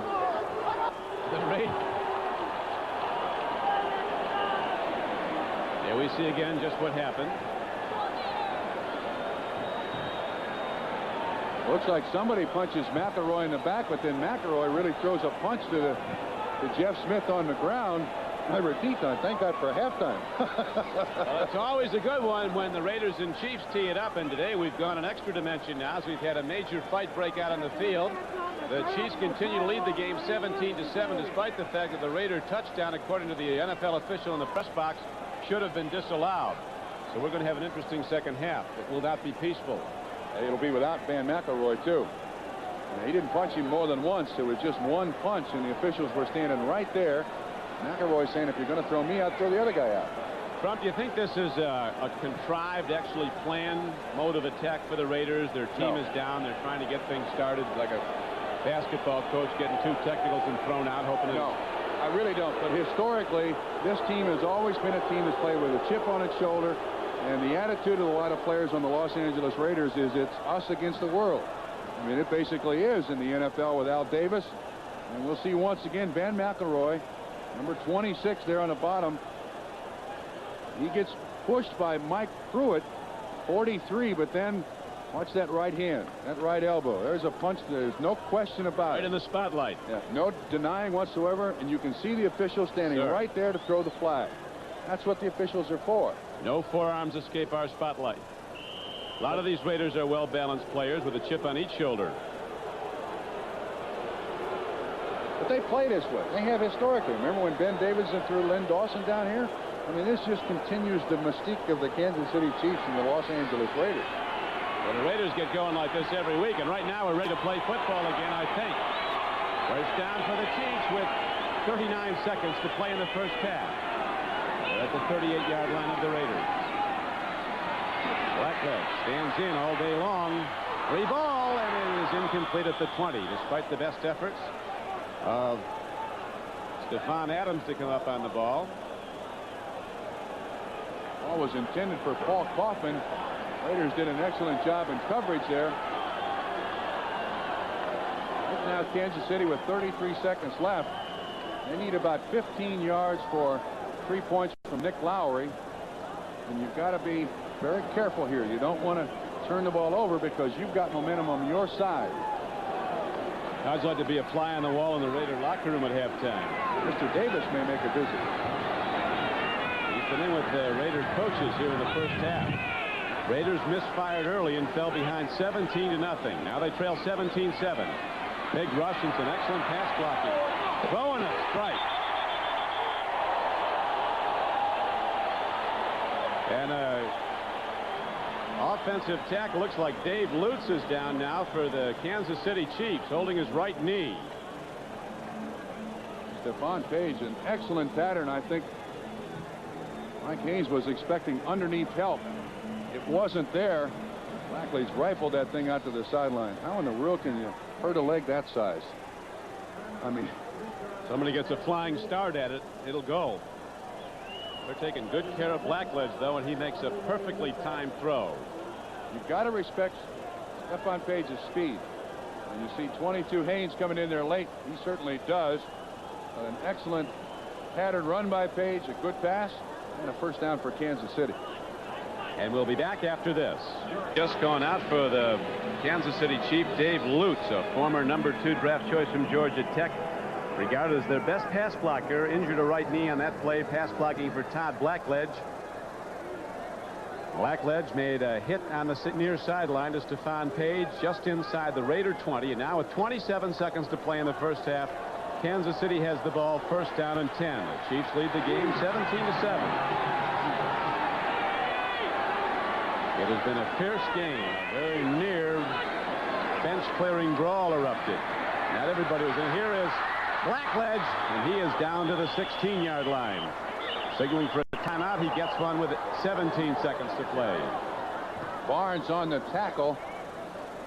That's one thing you don't want done in the latter stages of the half or a game. Is a quarterback run the football. Blackledge is hurt now. He took a shot to the head when he went down. Watch this guy come in and when he goes down. Barnes, Martin, Turan with a forearm right to his dome.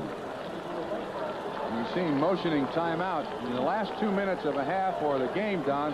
At the 2-minute warning, the officials go to the sideline and say, Coach, who can call timeout for you? Normally you make it your center and your quarterback, and they're the only two people who can call timeout. For that game's longest play against the Buffalo Bills. U.S. Sprint, the long-distance company, will donate $2,000. We'll be going to Bob Costas and NFL 86 at halftime, as right now we have 17 seconds to go at the half. Don Criqui with Bob Trumpy. As the Kansas City Chiefs losing players, Carlos Carson went out early, sprained ankle and sprained right knee. Later, Dave Lutz went down, maybe their best pass blocker. That was moments ago. Blackledge on the sideline getting counsel, was wobbly coming off, but apparently is all right, is going to stay in the game. So out come the Kansas City Chiefs with second down coming up at the 17-yard line of the LA Raiders. 17-7 Chiefs and 17 seconds on the clock in the first half. Been an excellent drive for the Chiefs. Started at their own 15-yard line. Consumed almost 3 minutes. 2 fights break out. Biggest yardage gainer, the personal foul penalties against the Raiders.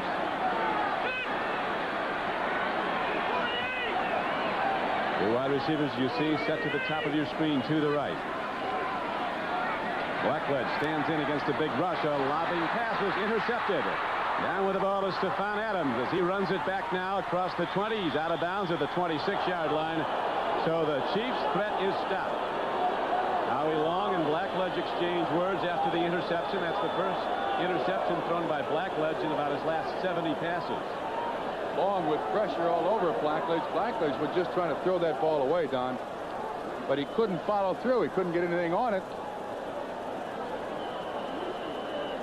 And Davis standing there in the end zone to make the interception. And Stephon Adams was making the interception, and Davis is hurt.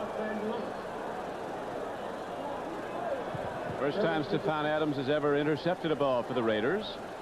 So the ball is now back out to the 27-yard line of Los Angeles with just 8 seconds to play, and so we'll probably go to halftime, barring something unbelievable this final play, with the Chiefs in the lead 17-7. We'll be looking at the Raider touchdown one more time. Let's look at it right now. This is the touchdown that went on the board, but the referee or the official in the box said it should have been disallowed, but there was a breakdown in communications. Only 1 foot was in. You spotted that early, Trump. Then we wanted to see if there was contact. The ref doesn't tell too much definitively. But the other replay was perfect, and it showed that there was contact between Lewis and Dokie Williams, but the replay official determined that there wasn't enough contact to push him out of bounds. So the 7 points the Raiders have on the board, what we're telling you, should not count. But the score is 17-7.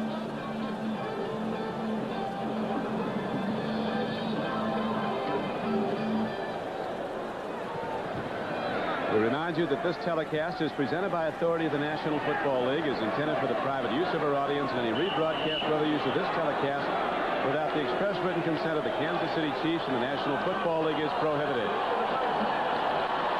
So the Raiders run out the final play, and they go to the locker room. A wild first half in which we saw police protection for Coach Flores. Looks like the Southeast Conference, doesn't it?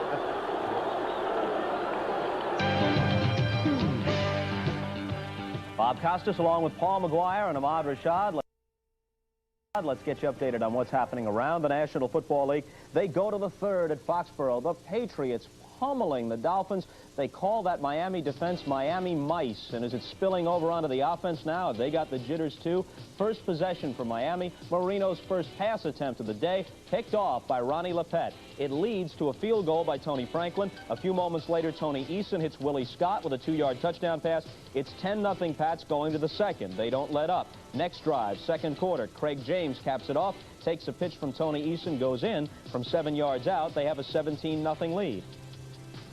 The only bad news of the half for New England, Eason suffered bruised ribs, and before halftime, Eason was gone, replaced by Steve Grogan. But not before Eason scrambled away from trouble and hit Irving Fryer between 2 Dolphin defenders. Fryer with the TD and a nice little dance that brought it to 24-0. And then they got the ball back just before the end of the half, and that was when Eason sustained the injury, the bruised ribs with the big lead. They're not going to chance it. He won't play again in the second half. He's replaced by Steve Grogan. Franklin added another field goal. Now they go to the third with the 27-0 lead. Paul? I'm watching the game. Marino just threw another interception at the goal line. New England picked the ball off, and they have the ball back. And when you have a team that's defense is playing as poorly as the Miami Dolphins defense, the offense, they must feel that they have to do something more. And when we're watching Marino now, who's so great before, still is a great quarterback, is now forcing. And it's going to cost them dearly. All right, let's take a look at what's happening at Arrowhead, where the Chiefs go to halftime with a 17-7 lead over the Raiders. The Raiders come in at 1-3, and that wipes the smile off the face of their owner, Al Davis. Although, come to think of it, he is rarely seen beaming, but he's certainly not smiling today because Marcus Allen misses his second consecutive game with an ankle injury. Then turnovers plague the Raiders. Ray Guy can't handle the snap on a punt. It sets up a Nick Lowry field goal. Then Mark Wilson fumbles a snap from center. The Chiefs get the ball back again, still in the first quarter, and Boyce Green takes advantage, going 18 yards around the left side to give them a 10-0 lead. Bad news for the Chiefs in the first half. Wide receiver Carlos Carson out of the game with an ankle injury. However, they built their lead eventually to 17-0 on a Todd Blackledge touchdown pass to Paul Kaufman before the Raiders got their lone touchdown of the half, a 12-yard connection from Mark Wilson to Dokie Williams. Interesting, because the replay official was set to overrule the call, saying that Williams did not have possession in the end zone. He was going to change it, but again, they were unable to communicate from upstairs down onto the field. Why they can't just have a simple system with flags, a red flag hanging out, say, wait a minute, we're reviewing this, don't go on, who knows? But it is fair to say that the replay system thus far has been an unmitigated failure in the NFL. Week after week, it's botched up in some way or another, but very little botched up by the Chiefs today with the 17-7 lead. You know, no matter how badly the Raiders play, if you can beat the Raiders because of their reputation, it really gives your team an emotional boost, and Kansas City is playing very confident. I've always thought that the Raiders were going to get in trouble sooner or later because for the last 3 or 4 years, as long as they've had Marcus Allen, they've relied on Marcus to be their best runner, their best receiver, and their best blocker. All of a sudden, Marcus is hurt, and they're paying the price. They can't do anything right. But Kansas City, on the other hand, you talk about Seattle and undefeated Denver, Kansas City keeps playing like they're playing. They're going to have something to say before the season's over. All right, one other item of interest in that first half, Van McElroy, defensive back for the Raiders, ejected after a fight with offensive lineman Irv Eatman of the Chiefs. Eatman was allowed to remain in the game. The Bears at halftime at Soldier Field with the lead on the Vikings. They've gone to the third now. 10-0 is the score. Vikings had a goal line stand right at the end of the second quarter to keep it reasonably close. The Giants lead the Cardinals. The score there 6-3. They've gone to the half in St. Louis. Washington leading New Orleans in the third quarter 14-6. Morton Anderson just missed a 51-yard field goal for the Saints after kicking 2 in a row earlier. It snaps a string of 20 in a row made by Morton Anderson. Philadelphia at Atlanta leading 10-0 at halftime. Falcons are 4-0. They lost Gerald Riggs in the first half. He's got a possible concussion. Cleveland and Pittsburgh, 17-14 Browns, third quarter. A look at some highlights. Art Modell, the Browns owner, doesn't know what to expect. After all, his team has never won at Three Rivers. They are 0-16 against the Steelers there. But they grab a 7-0 lead in the first when Bernie Kosar shows some mobility, which is not exactly his strong point, hits Webster Slaughter for a touchdown. And that brings Mr. Modell to his feet for some applause. Now, with the Steelers leading 14-10 in the second quarter, they kick off, and the Ice Cube, Gerald McNeil, takes it at the goal line and doesn't stop until he's covered 100 yards for the score. That gives Cleveland their present lead at 17-14. If you were with us on the pregame show, Ahmad Rashad's feature was about the little man in pro football. He talked with Lionel James. He talked about Gerald McNeil, who a week ago ran a punt back better than 80 yards for a score against the Lions. The encore this week, a 100-yard kickoff return for a TD at Pittsburgh. Cincinnati and Green Bay. Packers will be 0-5 after this one in all likelihood. Playing at home, they're trailing 27-7. And they go to the third quarter at the Silverdome, and Detroit has the lead over the Oilers. Both those teams 1-3, 21-13 in favor of the Lions. NFL 86 halftime activity. Bill Henry runs it back to about the 19-yard line.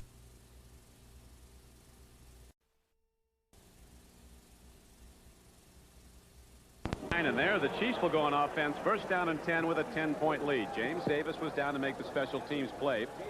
I talked to one of the Raider officials, Mike Ornstein, at halftime. Asked him what he thought of the touchdown play. Said it wasn't good. Only one foot was in. Well, this has just become too much of an issue now. As opposed to settling issues, it's created more issues. And the lack of communication is just something that I simply cannot accept. That's the easiest thing in the replay system. There sure have been a lot of days after, though, where the headlines on a game were about the replay system.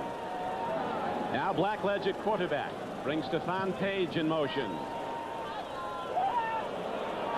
Boy screen hit hard. Coming up was the strong safety, number 30, Stacy Turan, to pop him at the 22-yard line.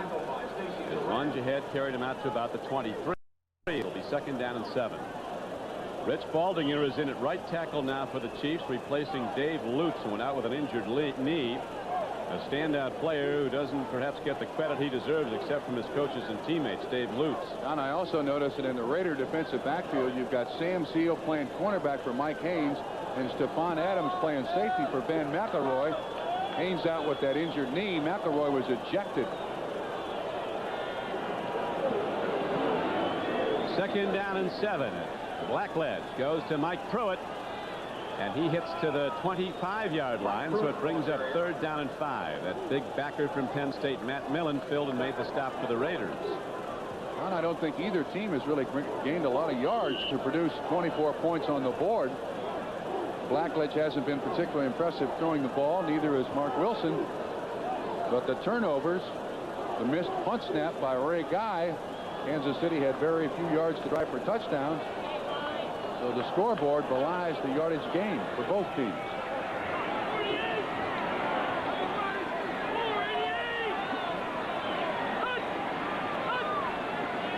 Blackledge on 3rd down. He needs 5. He'll take about a 15-yard loss. The Raiders come smoking. Howard Long was the first man through to get the sack. And so now the Chiefs have to punt the ball, and the Raiders could get excellent field position because the punter Colbert will be in his end zone. Here's Baldinger. He's on Howie Long. Baldinger is replacing Lutz. And Howie Long just runs around him and gets to Blackledge. And Sean Jones there. I believe that's the 2nd sack of the day for the Los Angeles Raiders. Louis Colbert, a rookie from Auburn, standing in his end zone for Kansas City. Back deep for the Raiders is Fulton Walker, right at midfield. Into a bright sunny day in Kansas City. Temperature in the 60s. Perfect conditions. Walker looks for the lane and busts it up the middle. And Fulton Walker is down to the 43-yard line of the Chiefs. And so in 12:55 to go in the 3rd quarter. It'll be the Raiders taking over the ball for the first time in the 2nd half with good field position, something they didn't have early in the game when Kansas City got its first possession on the Raider 12. Turned that into a field goal. Short time later, after a fumbled snap, got the ball on the Raiders side again, and shortly thereafter, Boyce Green was in with a touchdown run. It was 10-0. And after that, on the touchdown throw from Blackledge to Kaufman, it turned into a 17-0 game, and it appeared the Raiders were gone. They were not. They're down 17-7 now and in good field position. McCallum hits the wall, and the wall doesn't give. He got 1 down to the 42. Radisek led the charge for the Chiefs on defense. And on the other side of that wall was Art Still, defensive end of the Chiefs, number 67. One of the all-time great defensive players who is a vegetarian. It is a very difficult time holding his weight, but incredible strength. Tremendous player. Art Still and his wife have 3 children, and they hope over the next years to have 10. Oh, my goodness. Either naturally or through adoption. Getting so Art, when he goes home, is afraid to ask what's new. Sideline pass to Dokie Williams. He's down to the 30-yard line. Quick throw on the flank, and Mark Wilson's on the numbers of Dokie Williams. Cofield, that young linebacker, was covering on the play best as he could. Once again, zone coverage by the Chiefs. It looked like Cofield just didn't get out there underneath Dokie Williams.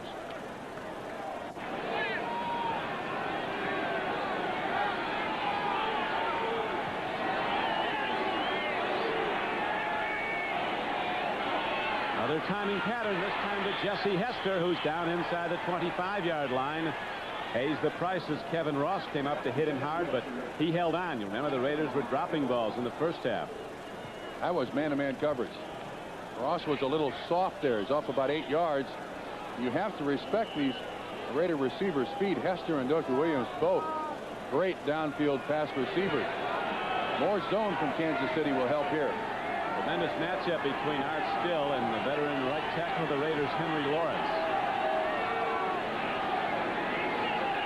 2nd down and a long 3 for the Raiders. Wilson, a timing pattern inside the 15-yard line, and Dokie Williams makes the connection again. It's a first down for the Raiders if they come out in their first possession of the second half, driving the ball behind the right arm of Mark Wilson. Albert Lewis, single coverage. I'm telling you, you got to give credit to the Raiders. As beat up as they are, as banged up as they are, and as much as they've struggled, this team figures out how to win. Kansas City had this ball game totally in control, and now momentum on the side of the Raiders. It'll be McCallum. Napoleon McCallum up the middle and takes it down into the end zone. Standing up, touchdown Raiders. The first instant to score in the NFL. McCallum it was, up the middle for a touchdown. Nice trap play up front by the Raider offensive line. You see Lawrence set up, he passes him, and then the trap on him. Charlie Hanna, you try to get the aggressive defensive lineman that comes across and then miss tackles. McCallum, a big dude when he gets those long legs going. And the Raiders back in this ball game, Don. And the Chiefs, who appeared on their way to a blowout victory, now find themselves down, up by just 3 points as the extra point is drilled through by Barr. 10:18 to play in the third quarter. And the Raiders have scored 14 unanswered points to come back. Chris Barr, who just hit the point after, now ready to kick it off for the L.A. Raiders, who've come back to trail now 17-14 after they were down 17-0. Jeff Smith for the Chiefs. And Kansas City will go from its 24-yard line, and from here the Chiefs would do well to move the ball and not give it back to the Raiders in field position. You'll remember the last time, the opening series on the first of the third quarter, Kansas City ended up punting from its end zone, and the Raiders subsequently took it in. Don, I think the injury to David Lutz is a key injury to this Kansas City offense. Baldinger now taking his place. The Raiders try to find mismatches for Howie Long. I would tend to think that Baldinger is going to see a lot of Howie Long in passing situations, trying to put added pressure on Blackledge.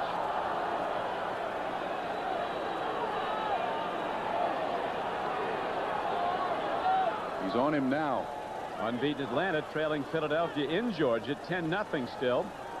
Here is a handoff, and running with the ball is Boyce Green, a 215-pound running back who, like his fellow back for the Kansas City Chiefs, Mike Pruitt, was originally a Cleveland Brown. Cleveland 17, Pittsburgh 14.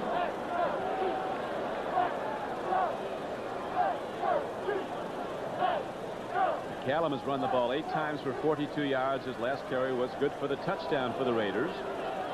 As the Chiefs lead 17-0 in the second quarter, is now down to 17-14.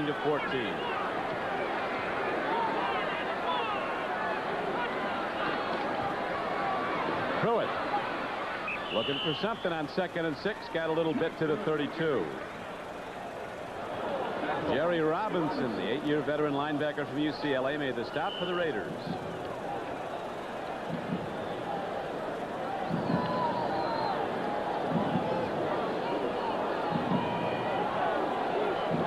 Here comes Jeff Smith into the ball game for the Chiefs. Been an excellent receiver out of the backfield. You can get that linebacker coverage on Jeff Smith. Blackledge has got a good receiver. The big play players have not done a lot today. Stephon Page has made a couple of grabs, but for the most part they've given him trouble running his deep routes. Now a handoff goes to Jeff Smith. It looked like, wow, Blackledge was afraid he didn't make the connection on the handoff. Yeah, he whirled after the ball like he'd have to recover a fumble. The play did not go, though. On 3rd and 3, they didn't get there. So again, the Chiefs have to punt the ball from their own end, and the Raiders in position on what's now a sunny day to get good field position. Second straight 3 downs and out for the Chiefs. Sometimes coaches sit on the sideline and let's be conservative here. Let's not put the ball up for an interception. And this is just as bad if you don't convert the 3rd down. Denver starting the day 4-0 in the AFC West. They go against Dallas later today. Seahawks at 3-1 are off from tomorrow night when they'll hook up with San Diego.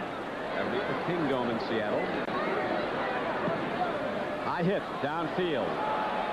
Colbert drives Fulton Walker back inside his 15-yard line, and there's nothing there. Nice tackle. There is a lateral. Davis has the ball, and he has trouble. So the Chiefs special teams give Kansas City its first big effort of the second half. A big play as the Raiders, when they thought they could good field position or extend, pinned in their own end. And they'll have it there 1st and 10 when we come back. With Bob Trumpy back at Arrowhead Stadium in Kansas City after a 55-yard punt that pinned the Raiders back inside their 15-yard line. There was a penalty call, and so Kansas City has to try it again now.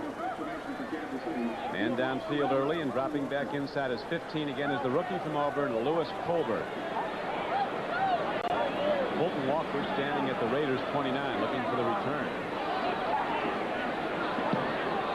High punt, but not too deep. Walker signals for and makes the fair catch at the Raiders 38. So instead of starting at their 12, they start at their 38. Now here's a marker down after the play. That's against Kansas City, too. Looked like Aaron Pearson took a late shot on a Los Angeles Raider. So you attack 15 yards onto this. Wow. Raiders again start in the plus field position across the 50. Raiders find a way, don't they? It looked like they were gone in this game and early in the second quarter. They were down 17-0. These teams are Houdinis. I mean, you put them in handcuffs, you lock them in jail, and they get out. By all rights, they should not be in this game. They certainly are. It's not complex how they do it. Standout athletes who never quit trying and play as hard as they can on every down. They make something happen. And this team knows how to win. You give them just a little bit, a break here and there, and the Raiders know how to take care of it.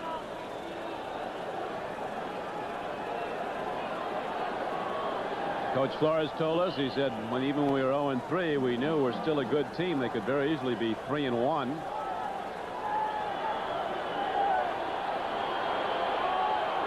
They come into this game with a 1-3 record. The three teams they've lost to, as you mentioned earlier, have a combined record of 11-1 through the first 3 weeks of the season. Denver, Washington, and the Giants. Long ball to Jesse Hester, and the coverage is good by Kevin Ross. So it's incomplete. Wilson's hurt. Now while we have a moment, let's go to Bob Costas at NFL 86. Don, they've just gone to the 4th quarter in Pittsburgh.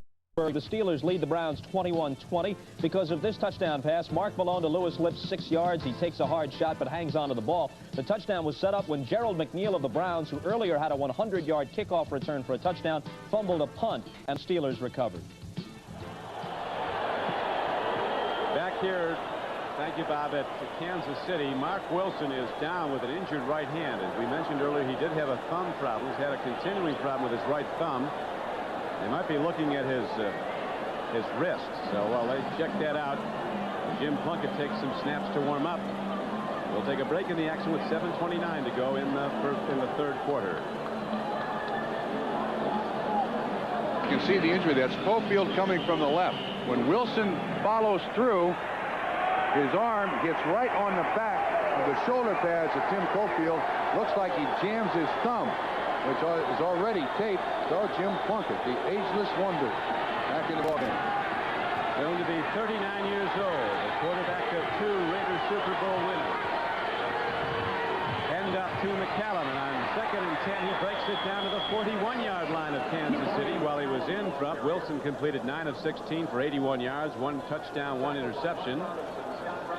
He had a problem with a misconnection from his center down Mosbar, remember, early in the game, and quickly thereafter, the Chiefs, with the fumble recovery, took it in for a touchdown from scrimmage on a run by Boyce Green. This is a big series here for the Chiefs. They stop them. They can stop this momentum. The Raiders, I think, realize that. They'll be very conservative here, Don. Jim Plunkett gets some time, lets her go, going for it is Todd Christensen. Oh. Did he catch it? He did at the 21-yard line. Great catch. An all-pro play by an all-pro player. Christensen, a diving reception. Is that his first of the day? First for Christensen. You'll see they've got Albert Lewis on him man-to-man. No hold up at the line of scrimmage. Second Plunkett just puts it there perfectly. We can't really see his feet at the bottom. Here we go. From here, we'll watch this replay. You see the hand fighting between the two. I don't think so. I don't think so. I don't think so. First thing that came down, it looked like his knee on the sideline. Can we see it again quickly? You usually give it to the tight end if both feet are out of bounds. No. No particular preference to the tight end. Watch again. The first thing it hits He's got to have both feet down in ground. They whatever. They're in. He drags now, wait a minute. Now, wait a minute. Let's see where the contact is.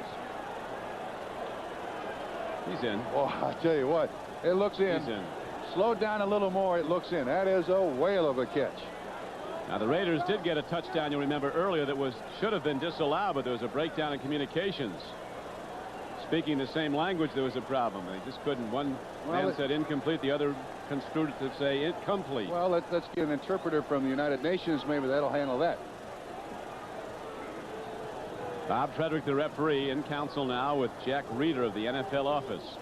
Now, while we're watching this, the NFL replay official has his own replay machines over there to watch everything that we have run. This is a tough call. Did the knee hit inbound? The knee was out. Now you know you're starting to look better. Inconclusive. Wait a minute. Now we got another one.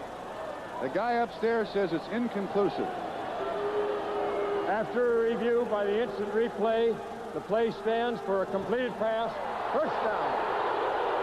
Inconclusive now. We got indisputable. We got inconclusive. We got unreachable. Wow. I'm telling you, it's been something. Jim Plunkett in for injured Mark Wilson here in the third quarter. 6:29 to play in it. The Kansas City Chiefs holding to a 17-14 lead over the LA Raiders. After Kansas City led early in the game, 17-0.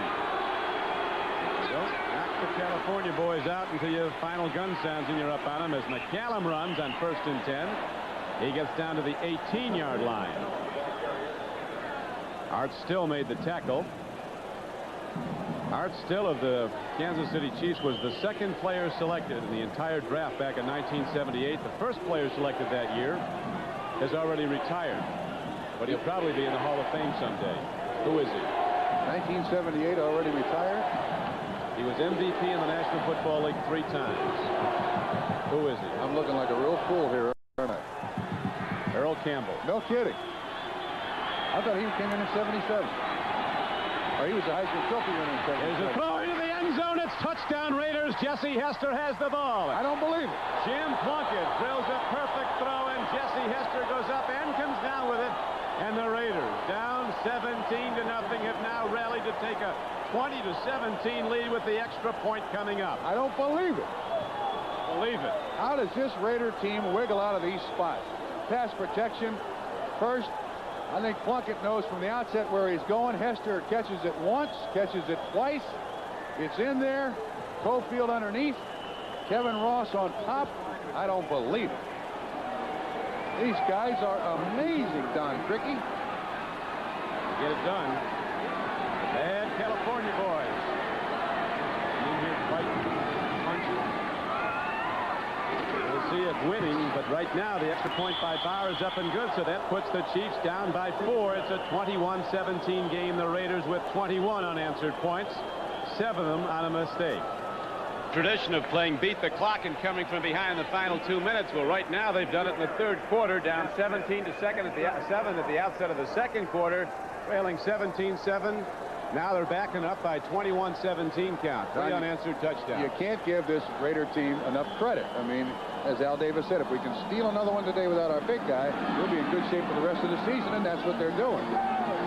Long way to go, though, and Kansas City needs some big plays. Here's the kickoff out of bounds, and so it'll be a penalty against the Raiders, and Chris Barr will kick off from his 30.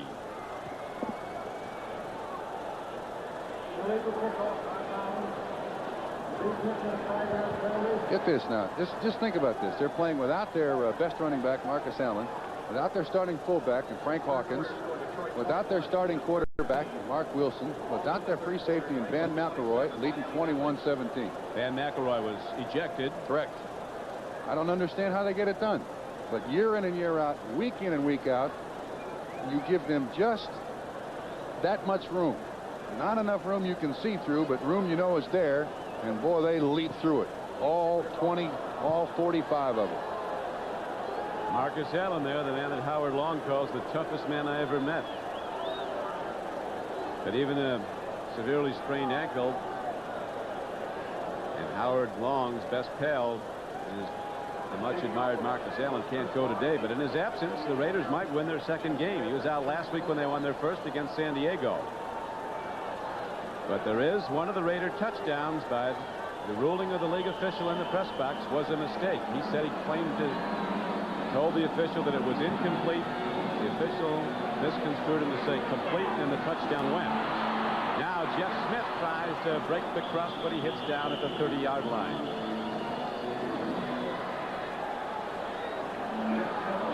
Miami in disarray. The defense is gone. The once proud Shula tradition, the Killer Bees, they've been swatted. 34-7 New England in the fourth quarter. And Philadelphia holding to a 10-0 advantage on unbeaten Atlanta in the fourth quarter. They're playing on Atlanta's home field.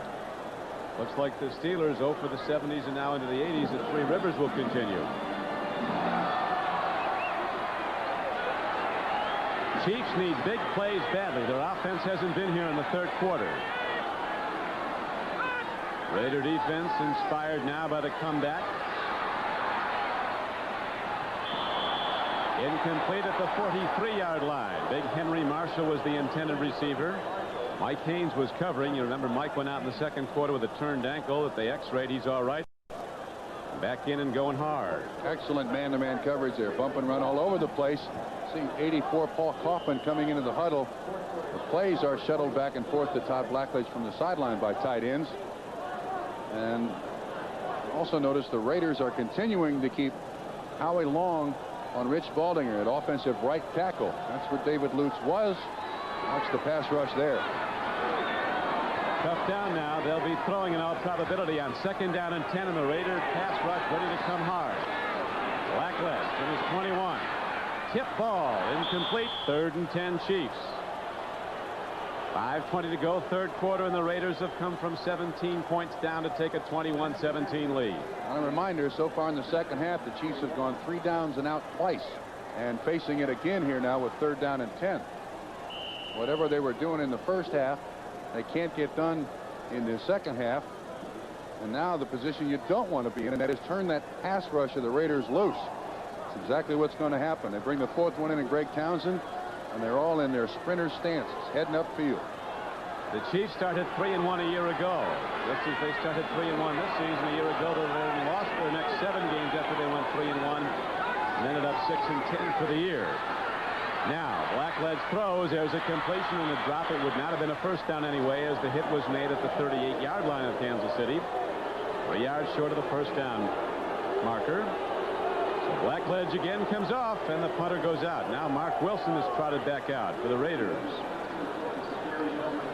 Can't see if he's got anything extra on his hand or wrist. Looks all right.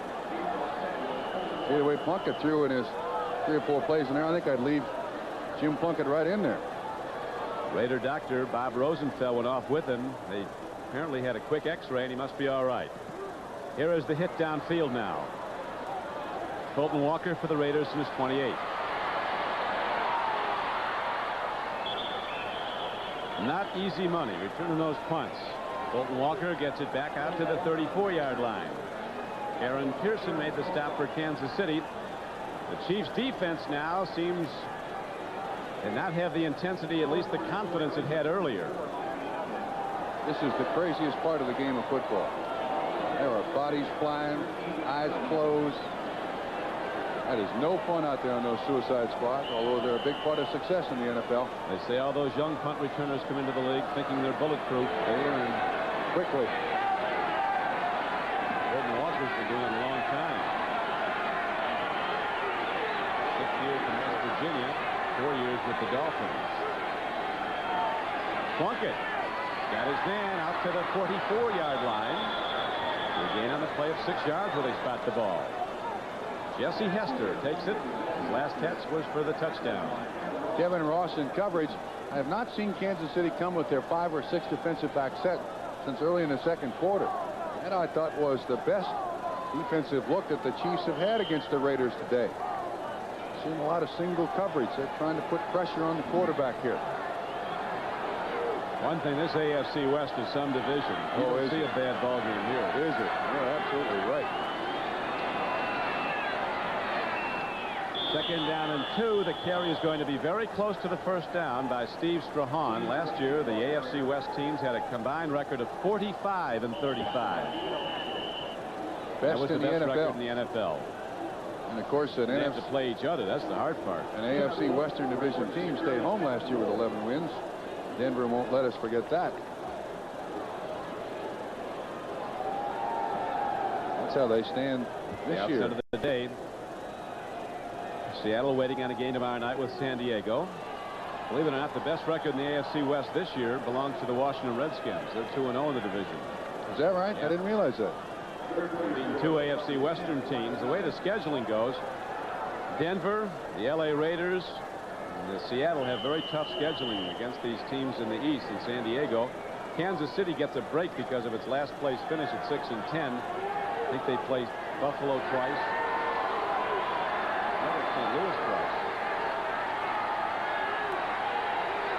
Definitely a Buffalo twice. Dropping to throw now is Jim Plunkett. First down throw. It's caught by Christensen at the 45-yard line of Kansas City. First down play, 7-yard gain.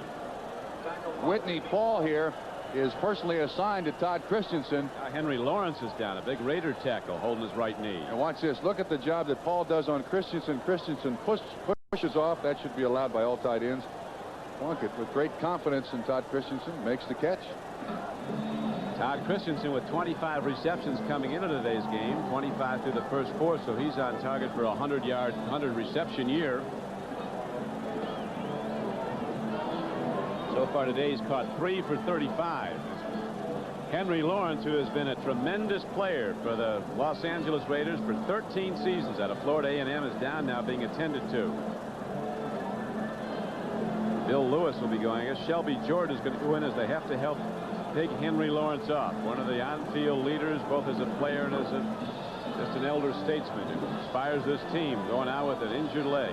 Watch the right side of the screen. You can see what happens. Lawrence, who has Bill Moss roll right up the back of his leg, twisted it. Henry Lawrence is the oldest offensive tackle in the NFL. Be sure to join us 1 week from today for exciting NFL doubleheader action. The day gets underway with NFL 86 at 12:30 Eastern Time. Join host Bob Costas along with teammates Ahmad Rashad, Paul McGuire, and Frank DeFord for all the latest news and scores from around the NFL. In the first half of the doubleheader, a key game matches the Jets against the Patriots at Foxborough. End off to Napoleon McCallum, who dives on 2nd and long 2, and he gets to the Chiefs 40, and he gets a Raider first down. McCallum has not been very pretty today running the football. And man, he gets that body heading towards the goal line, not afraid to dive. He's done an excellent job of blocking for him. Certainly not as nifty as Marcus Allen, but he's made some key pickups on rushes today. Marcus Allen, not only the most valuable Raider, the most valuable player in the National Football League last season.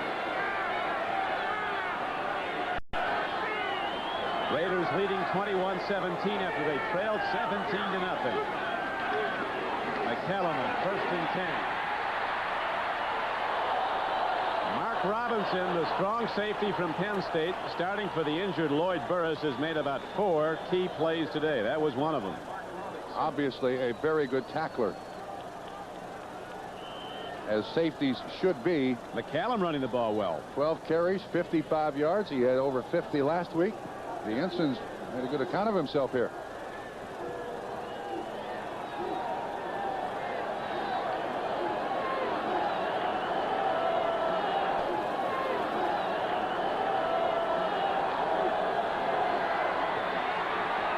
Christensen had only 1 reception when Mark Wilson was in. Plunkett's already hit him 3 times. Looking again. Penalty marker down as the throw and catch are made. Jokey Williams has the ball down to the 27, but it could be a hold against the Raiders. It is. 1:48 to go in the 3rd quarter. Jim Plunkett looked pretty agile there. He moved around. He surprised a lot of people for a lot of years. He's another one of those guys. Offensive holding, number 79. That's on Bruce Davis. My comment on Jim Plunkett. He surprised a lot of people for a lot of years, and another one of those true competitors. I mean, gritty, down and dirty competitors.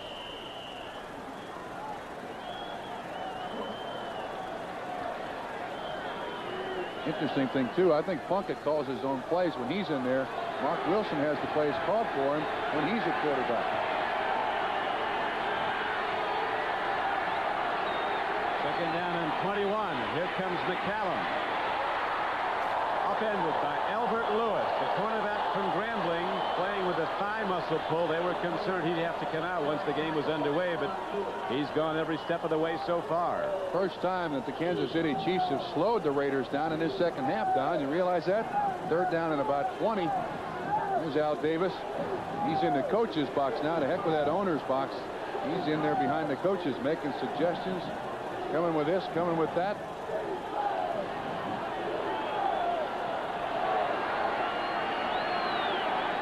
Third down and 19 for the Raiders. They lead 21-14, or 21-17.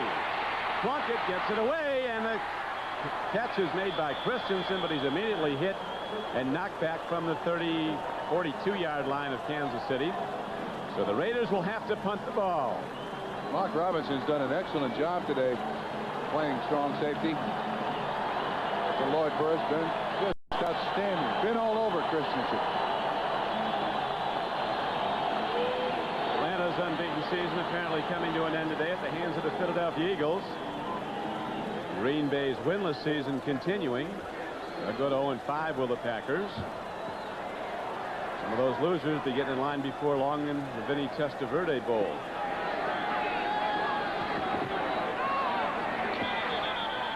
Gun sounds before the play can get off, and so at the end of 3/4 of play, it is the Raiders rallying from behind, and after trailing earlier in the game 17-0, it is now a 21-17 game. The Raiders are in the lead as we go to the fourth.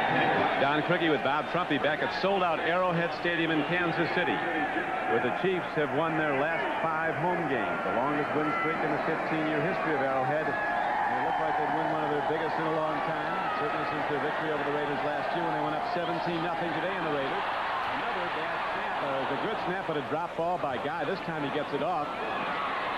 Right now, as the Chiefs get it back in their own end, they are down in the game 21-17, as the Raiders have scored 3 touchdowns to none for Kansas City after the Chiefs had that big early lead. Second time that's happened to Ray Guy. Ball bounced right out of his hands like they were cardboard. Still gets it off.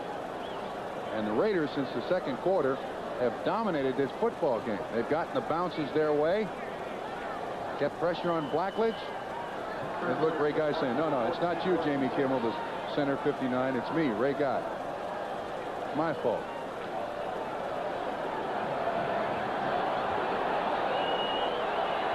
Chiefs offense has been very quiet since early in the second quarter.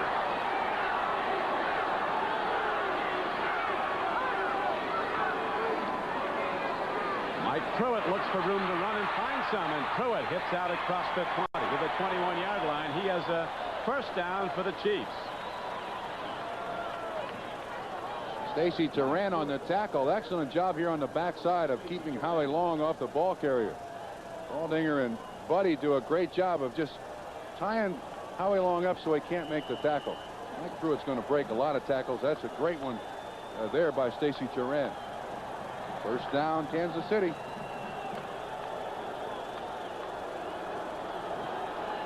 Stephon Page comes out wide to the right. Henry Marshall is on the left flank. First down and 10 for the Chiefs, who trail by 4 early in the fourth quarter. Big rush.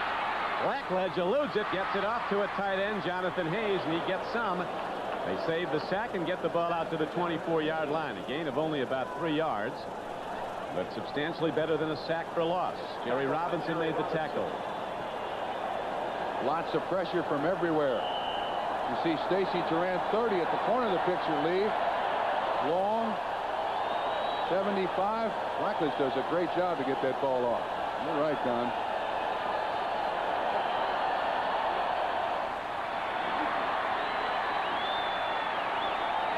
The crowd starts up with a wave now, trying to inspire the Chiefs, who've seen their lead eaten away, and the Raiders take the lead. Blackledge firing on the run. Downfield, it's too much for Walt Arnold. Stacy correcting with him step for step. He stopped. Walt Arnold stopped on the pattern. Once again, Howie Long with pressure on Blackledge. Rich Baldinger, you don't like to point fingers at somebody, but he's replacing David Lutz. And Long really gets by him in a hurry. Blackledge has to step up. It destroys the timing of the pattern, and then the tight end stopped. And then he accelerated again. Only one wide receiver has a reception today for Kansas City. That's Stephon Page, 1 for 18 yards. Carlos Carson, one of the Chiefs' best, went out early in the game with a sprained knee and an ankle sprain. Third down, the Chiefs need 7. Here comes the rush. Blackledge gets out to the 27-yard line. Not enough, and the Chiefs will have to punt it. Bill Pickel does a great job of staying with Todd Blackledge. Good coverage by the Raiders. Nobody to throw to. Receivers didn't really help out. So this drive, the Chiefs run 4 plays and out. Since the second quarter, the Raiders have absolutely stonewalled the Chiefs offense.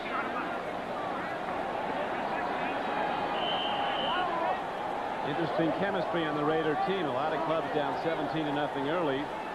Might have folded their tent. Raiders get tougher. Not these guys.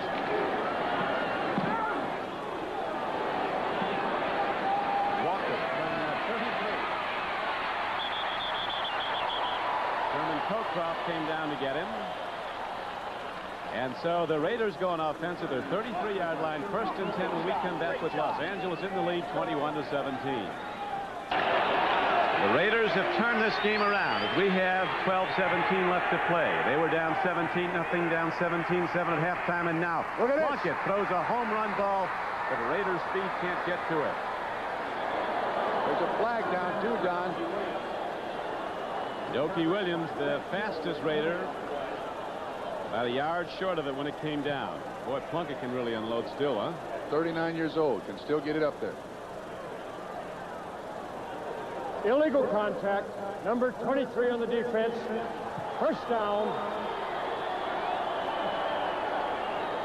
I don't know how the Raiders do it, but boy, they take advantage of the situation. They wear the other team down. And now you can see the Kansas City Chiefs kind of shaking their heads, wondering, how did this game get away from us? It really a remarkable turnabout, and for the second week in a row. Last Sunday at the Coliseum in Los Angeles, we saw San Diego go up 13-0 on the Raiders. The Raiders came back to win 17-13. Now Kansas City's defense hitting hard on Napoleon McCallan, knocks him down on a 1st down carry. Hit at the line of scrimmage. He did get ahead for a couple of yards, close to the 40. It'll be 2nd down and 8. Kevin Ross was the tackler. Right, Miami got on the board at a Marino touchdown throw, but probably too little too late as the Patriots are rolling at Foxborough. Philadelphia has now extended its lead to 16-0 over previously unbeaten Atlanta. Cleveland has come from behind in the 4th quarter and leads Pittsburgh at Three Rivers Stadium. Browns have never won at Three Rivers. Green Bay on the way to an 0-5 start. They could be announcing the signing of Doug Flutie this week. Sack.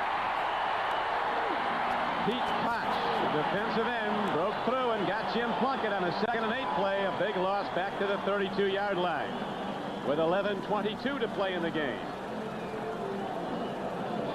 Second sack of the day for the Kansas City Chiefs. Koch has gotten both of them, I believe. I think Bill Kenny might be going on a quarterback trump.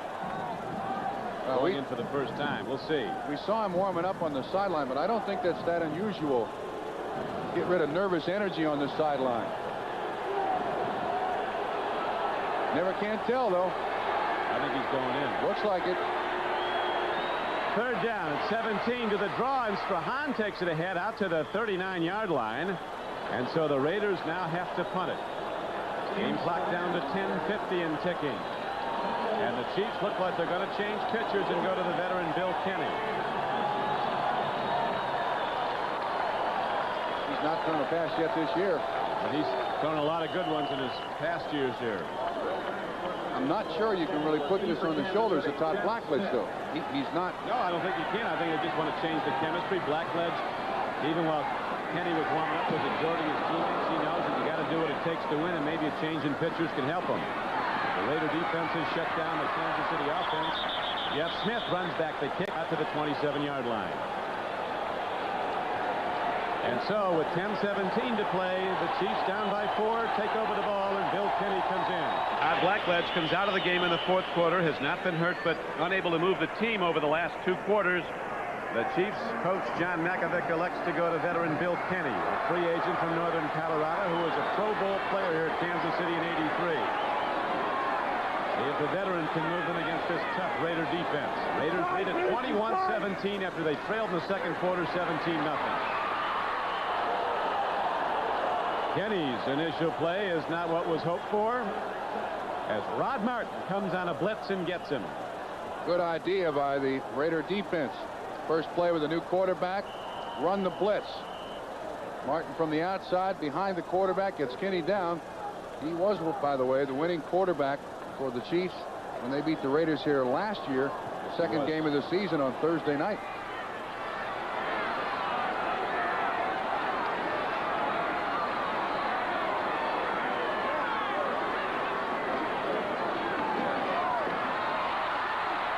Boyce Green, who you'll remember ran for a touchdown early in the game, gets the call here, and James Davis knocks him down on the second down and about 14 play.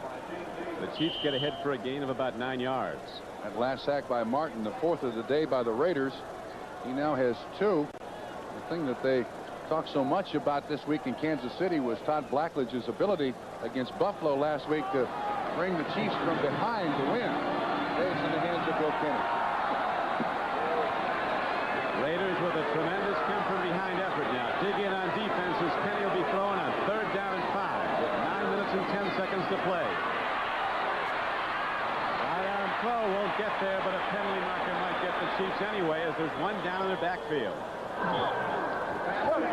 77 in the red, 77 offensive holding. Rich Baldinger, who went in for injured Dave Lutz, appears to be the guilty party for the Chiefs. He had Howie Long on him. Watch the man. That's Long on Addicks. It's Greg Townsend, number 93. That's on Rich Baldinger. Both there. The receiver had not picked up enough for the first down. But the Raiders are going to take the penalty here. Offensive holding, number 77. Give the Chiefs another crack at it. Albeit a long one. I think I'd make it 4th down for them. Yep, they would have had a punt. Yep. 9:04 to play. Clock running down to 9 minutes. 21-17. Raiders in the lead. One of the Raider touchdowns should have been disallowed, according to the official in the press box, but there was a breakdown in communication. It was the first Raider score. Pass from Mark Wilson to Dopey Williams. And he takes a look. Fires down the middle. He's got a man open, and the ball is lost. And Neil Harry, the first-year player from Stanford, was wide open, right where he had to be for the first down, but he couldn't hold on. It looked like that ball was tipped by Jeff Barnes, 56. Just changed the trajectory of the pass ever so slightly. Good pass protection that time by the Chiefs. The receiver open. Watch Barnes. He goes out of the picture, top right. Let's see if we can see if he tips this ball. No, he does not touch it. Going just a little bit behind Harry, but I think you make that catch. Good punt downfield by Colbert. Rising on Fulton Walker back to his 27. And so the Raiders get the ball at their 36-yard line. First down and 10. Los Angeles in the lead, 21-17 when we come back to Arrowhead Stadium in Kansas City.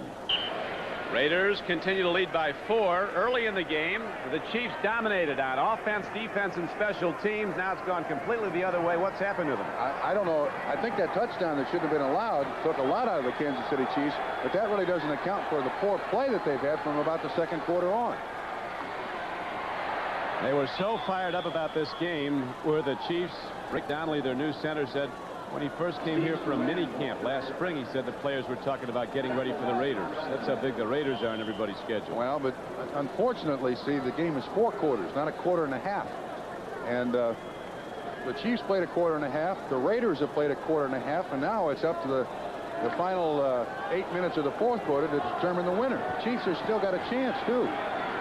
Jim Plunkett is in at quarterback. Mark Wilson was injured, re-injured his already troubled right thumb. There's a long ball downfield. Very good coverage. Woo! Greg Hill, who has an interception today and 3 for the season already, almost had another one. Running stride for stride with Dokie Williams. Brings up 3rd down and a long 7 now for Los Angeles. Once again, that ball was extremely well thrown by Jim Plunkett. You see Cherry on the inside. There's the receiver. He almost had that one. We haven't had a turnover in a long time, and that was really the Chiefs got their 17 points on the board. All those turnovers by the Raiders in the first quarter and a half. Raiders go back to the Coliseum to play the tough Seattle Seahawks next Sunday. 3rd and a long 7. Plunkett in trouble. Gets it away. It is caught for a first down right at midfield. Dokie Williams coming back at the ball when he saw his quarterback in trouble. Pete Koch of the Chiefs protesting he was held, but there's no flag. The thing you got to like about Jim Plunkett is his field vision. He's got bodies flying all around him, arms in his face, fingers going across his face mask, and he's still looking downfield. You see Williams makes a little move on Deron Cherry, and Plunkett somehow finds him in that mess for a first down. And some career for Jim Plunkett. A lot of hospital time between the Heisman Trophy at Stanford and the Super Bowl MVP award. Still going strong at age 39. And now as he drops in a quick timing out.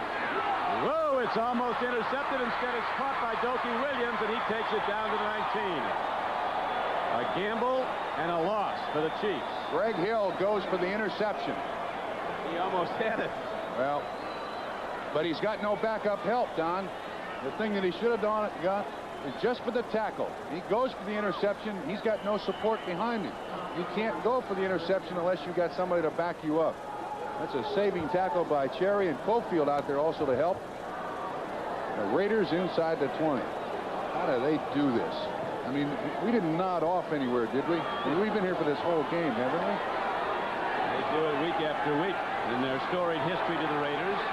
This is one of their most dramatic comebacks in a long time, though. They go to the run, and Napoleon McCallum breaks into the Kansas City defense and gets to the 14-yard line. Dino Hackett knocked him down. Napoleon McCallum, the ball carrier. New England extends its record now to 3-2 with the rout of Miami, and the Dolphins, can you believe it, dropped to 1-4. The Bears are perfect at 5-0 if they win again today. Washington also a 5-0 team with a victory today. Philadelphia about to send Atlanta to its first loss of this season. Philadelphia is winning their 2nd game in a row, too.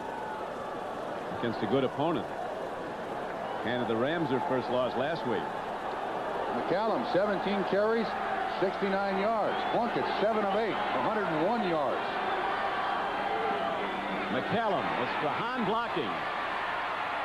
And McCallum is knocked out of bounds at about the 12-yard line. The clock is stopped with 5:18 to play. The Raiders lead the game 21-17.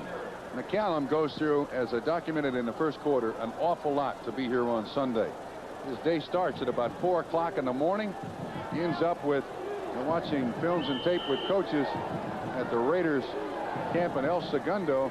This guy pays the price for 69 or 70 yards rushing on Sunday. And it's back to the Peleliu tomorrow. Raiders and the Chiefs have been doing battle since 1960, when the Chiefs were then the Dallas Texans. They came to Kansas City in 1963. 54th meeting. And an awful lot of them been wild games. Plunkett throws. Christensen's open, puts his head down, but can't take it in as he's knocked out of bounds on the play by Mark Robinson. But it does appear to be, it is a first down for the Raiders, so they can just about put this game away with 5 minutes to go, leading 21-17. All this after the Raiders trailed in the second quarter 17-0. How about this relief work for Jim Plunkett? Now 8 of 9, 109 yards passing, a touchdown, true grit, and a lot of leadership. He's a tremendous athlete. He's a long-distance runner, and he's very, very tough. I mean, he was an all-state linebacker in California. It's what's inside you like most about Jim Plunkett. Wilson takes it down to the 3-yard line. The outset of the game, the Raiders looked like the Bad News Bears. Ray Guy bobbled a perfect snap on a punt attempt. Chiefs took over for the first time in the game at the Raider 12 and got a field goal out of it. Next possession, snap from Mosbar to Mark Wilson was bobbled. Chiefs got it. Shortly thereafter, they were in the end zone with a touchdown. It was 10-0. And a little while later, Chiefs went down the field. Blackledge throwing to Paul Kaufman. Another touchdown, 17-0 Kansas City. And there was joy and celebration in KC. Then it ended. Now the Raiders leading 21-17, looking to get some more as the clock ticks down with 3:45 to play. If you're the optimistic Chiefs fan, you keep them out of the end zone. You can still tie this ball game, send it into overtime. You're darn sure well, though, got to keep them out of the end zone, or it's just a hope shot from there on out. Great day by McCallum. His first start.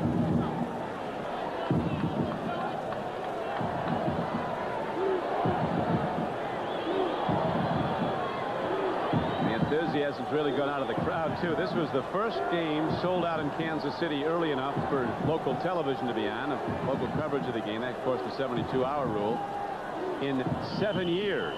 Last time was 1979. Did you see Jim Plunkett there? He just stood next to the official, watched the 30-second clock until it ticked down to 1, then took a timeout. Now, see, that's things that a veteran quarterback will do for you. Realizing there's only 3 minutes left, knew he was going to take a timeout. Some young kids turn around and say, give me a timeout, I'm going to the sideline. Plunkett uses 25 seconds first. Doubleheader day. The Jets go against the New England Patriots. Next Sunday, Buffalo's at Miami. Kansas City goes to Cleveland, when right now the Browns are holding on to a 3-point lead at Pittsburgh. And the doubleheader games, Denver's at San Diego, and Seattle goes against the LA Raiders at Los Angeles. It's all next Sunday, preceded by NFL 86. There's the defensive coordinator of the Kansas City Chiefs, Walt Corey, the man there in the glasses with the headset. John Malkovich in the red sweater right behind him. This is one that got away, or was taken away by the Raiders. Well, it's going to be a tough one now for this young Kansas City team to come back from, because we mentioned earlier, a season ago they started out 3-1 and were rolling. But then the bad times came. They lost 7 games in a row and ended up with a 6-10 record for the season. This year they started 3-1 again. Coach Malkovich said it's a different team, more aggressive, a better team. He doesn't compare it really to the team of a year ago. And yet after building up a 17-0 lead, they find themselves down 21-17, and that could change shortly as the Raiders have the ball at their 2-yard line. Don, the other thing is this Kansas City team doesn't win well on the road. That win last week against Buffalo, first they've had in a long time. Next week, 8 straight road games prior to that. And next week they go to Cleveland on the road. 3rd down and goal. Plunkett looks. Up in there. Incomplete. He tried to get McCallum. It'll be a chip shot field goal, though, for Chris Barr. If he makes it, it'll be a 7-point lead for the Raiders. It could conceivably go to overtime if the Chiefs can mount a drive with 2:57 to play. Let's watch that last one again. Here's Christensen. Looks like he's delaying to try to get out. Can't really pick up the number. Oh, he is absolutely tackled to the ground. Lewis Cooper just put a 2-point fall on him there, and Christensen's complaining. Should. That would have been a big call. That would have given the Raiders a first down. So Kansas City's still in the game.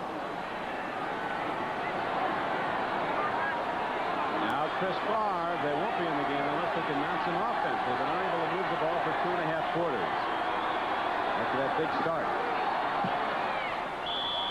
Barr's been excellent all season long. He's not missed, nor has his counterpart Nick Lowry for field goals. And so the Chris Barr field goal now gives the Raiders the 7-point advantage, 24-17, with 2:55 to play. Veteran Bill Kenny has come in here in the 4th quarter to quarterback Kansas City. On a 3rd long play, the last time they had the ball, he threw a perfect strike that was dropped. Then the Chiefs had to punt it back to the Raiders. You know, I'm rather surprised at this Chief crowd. They're already heading for the gates. And the team's only down 7 points. Realize in the last. Most of them are still here, though. Well, but the aisles are filling with people here heading to try to beat the traffic when We could have overtime. Bears unload again today. Cleveland has finally won at Pittsburgh. Wow. And Washington goes to 5-0. And Detroit beat Houston after Houston's opening day victory. They've come up with nothing.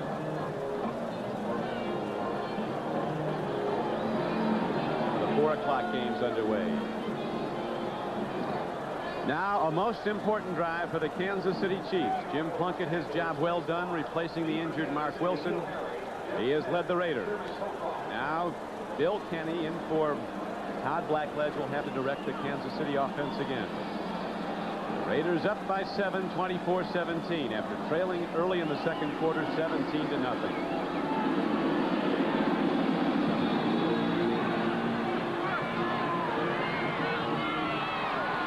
Neil Harry. Out to the 17, and that's it.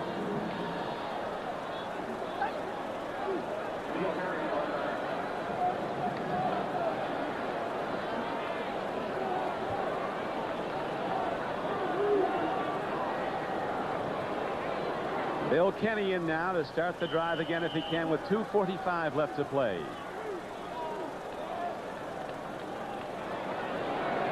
Eight-year veteran from Northern Colorado. He's been with a few teams before he came here as a free agent. Raiders coming with 5 defensive backs, 2 linebackers, 4-man rush.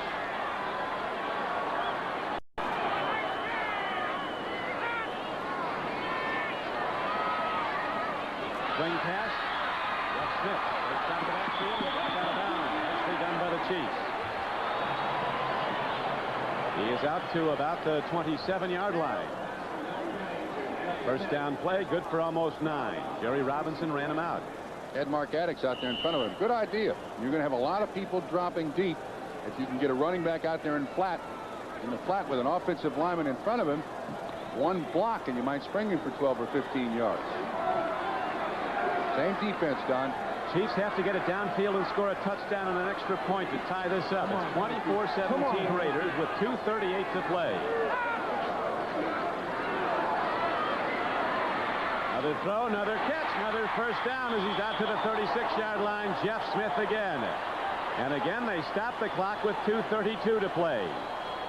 Jerry Robinson in the coverage. There's John Makovic talking to Boy Screen on the sideline. Well designed. Well done. Stops the clock. The Raiders, the Chiefs still have all their timeouts left in this half, all 3. So they're using it very well. And with 2:32 on the clock, this 30 seconds before the 2-minute warning, very, very important. Use it wisely. First down and 10 for Kansas City.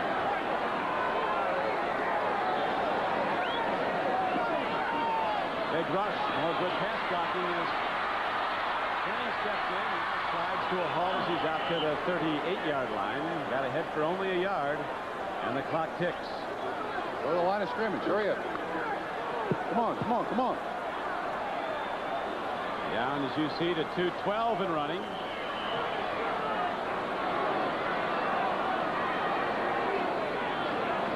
Kenny ready to throw again on 2nd down and 9. Open man, Henry Marshall. He's down to the 47-yard line of the Raiders. Very well executed. At the 2-minute warning.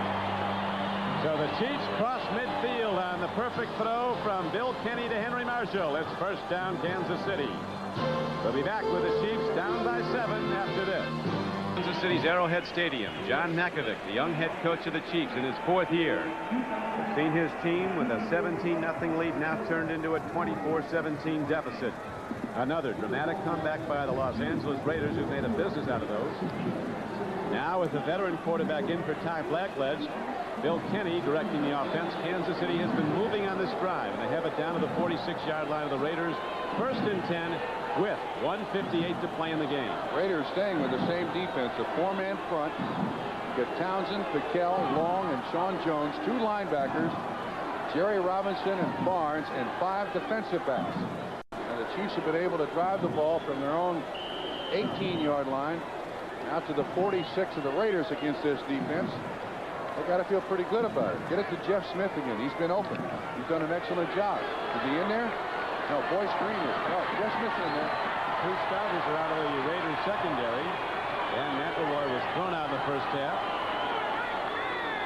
And the ankle problem, Mike Haynes pointed about him because Sam Seals in at right corner. Could be a free play for the Raiders. Oh, just a bit short as Kenny's throw down to the 25-yard line comes off the turf at Stephon Page. But there is a marker down. That is Greg Townsend, too. 93, the defense. Let's wait a second. 93. Defense, neutral zone.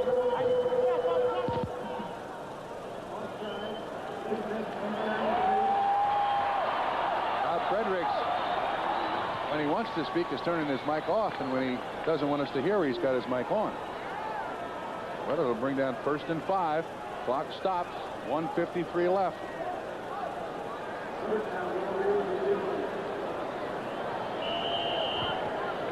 The hub of the Raider offense, Marcus Allen, has been out for the past 2 games. And they could go to their first 2 wins of the season even without that great player. Right now, the Raiders digging in on defense. Bill Kenny sets himself with a 1st and 5 play coming up from the 41-yard line of the Raiders. Chiefs need a touchdown and an extra point to tie it. Too much on it. Stephon Page couldn't hold on, and pass a bit too long for him, and the clock stops to 1:48 to play. Seal in coverage, and Bill Kenny is yelling at Stephon Page. What are you doing there? He's also, I think he's yelling at N'Keal Harry. The wide receiver Harry. And Green. He's yelling at everybody. Come on, run the pattern right. So it is now 2nd down and 5 for the Chiefs. Arrowhead Stadium sold out on this Alumni Day when all those great Chiefs from the Super Bowl championship team came back. The emotion left the crowd when the Raiders mounted that 21-point comeback. Extended it to a 24-point comeback. Hold a 24-17 lead. Blitzing. Long ball. Man is open, but too high for big Henry Marshall. Sam Seals with him, stride for stride in the coverage, and now a very important down comes up. 3rd down and 5 for the Chiefs at the 41-yard line of the Raiders. Raiders picked a very opportune time to come with the blitz. Kenny had no choice but just to try to get it to the outside receiver. 2-down area. You can't just figure it on 3rd down. They'll go back to punt. Watch. There's nobody back there. Single coverage everywhere. Kenny just tries to throw it over Sam Seals. I thought Henry Marshall jumped a little too early. That's 3rd down and 5. Again, the shotgun set with 2 wide receivers up to the right. Kansas City quarterbacks have been sacked 5 times in this game. Incomplete. Close to a reception. Raiders had everybody covered, including Jeff Barnes, on running back Jeff Smith out of the backfield, and so now it comes down to this play. 4th and 5 for the Kansas City Chiefs with 1:39 to play. If they don't get the first down, they turn over the ball, and the Raiders with a 7-point lead will be in position to run out the clock. Now, even though the clock stops, Bill Kenny is taking a timeout. He wants to go to the sideline. Let his coaches think about this. Let his players collect their thoughts and come back with a 5-yard 4th down conversion here. We'll be back for the conclusion at Kansas City right after this. Back at Arrowhead. 4th down for Kansas City. Chiefs trail by 7. They have to hit this play. They need 5. They get it. Oh, they lose the ball. Jeff Smith has it stripped from at the 35. Stacy Turan comes from behind and strips the ball. The throw was right there, but the defense was better, and so the Raiders take over the ball, leading 24-17 with 1:34 to play. I think if Jeff Smith steps back into this football, they make the completion. He runs it right between Barnes, 56, middle of the screen, and Stacy Turan. If he steps back, although that's asking a lot, that's just great defense by the Raiders. How have they done this done? The Raiders, 2 weeks in a row, have escaped stolen victories from defeat. Amazing. Part of their history. Nobody plays beat the clock like the Raiders. What's that line? Just win, baby. Didn't look like they were going to early in the game as they were misfiring and falling behind farther and farther. They were down 17-0, the Raiders. And now the game clock ticks down to 1:23 and running. The Chiefs came out with a very inspired, emotional effort, hitting and popping on all sides. And then the air came out as the Raiders came back. One play that will be most controversial, and it could be headlines, was the first Raider touchdown today, and here it is. Could be. Wilson drops to throw. You'll see Dokie Williams run an out pattern in the corner of the end zone. Albert Lewis is with him, and the ball is caught, but the other foot is out. One foot was in, one foot was out. Now, in the press box, it was reviewed a number of times by the NFL officials here, and we were then informed while the touchdown stood that there was a miscommunication with the field, that they called down and said it was incomplete. The official on the field construed it to be complete. Raider touchdown went, and the Raiders, with a 7-point margin right now, set to run out the clock if they can with 1:22 to play and get their second win in a row after 3 straight losses. That certainly was a bit of controversy that will make headlines, but I repeat, it doesn't account for Kansas City just simply going to sleep for the next quarter and a half. They had their chances in the second half, did not make good on any of them. Producer today for NBC Sports, Kenneth Edmondson. Our director, Jim Cross. The executive producer of NBC Sports is Michael Weissman. As we come down the stretch with 1:15 to play, Steve Strahan runs the ball for the LA Raiders. He gets 4 new downs, and that will do it. The California boys will go home a winner again. The thing about the Raiders, too, this is an incredible second-half team. In the last 3 seasons, the Raiders, who have made the playoffs all 3 years, are 16-6 in the months of November and December. Kansas City 8-14. There's Van McElroy watching the rest of the game from the sideline. He was kicked out.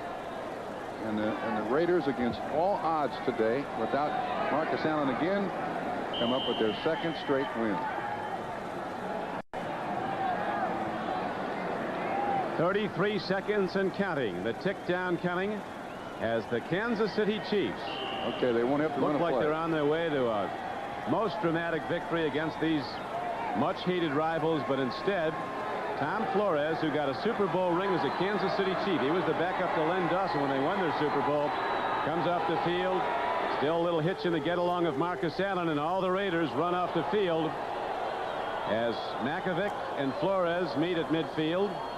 And with police protection, Coach Flores goes off the field. He didn't do anything but direct the team that won, but there was some untoward moments there during the game when people started swinging. And this is how the mystique is built.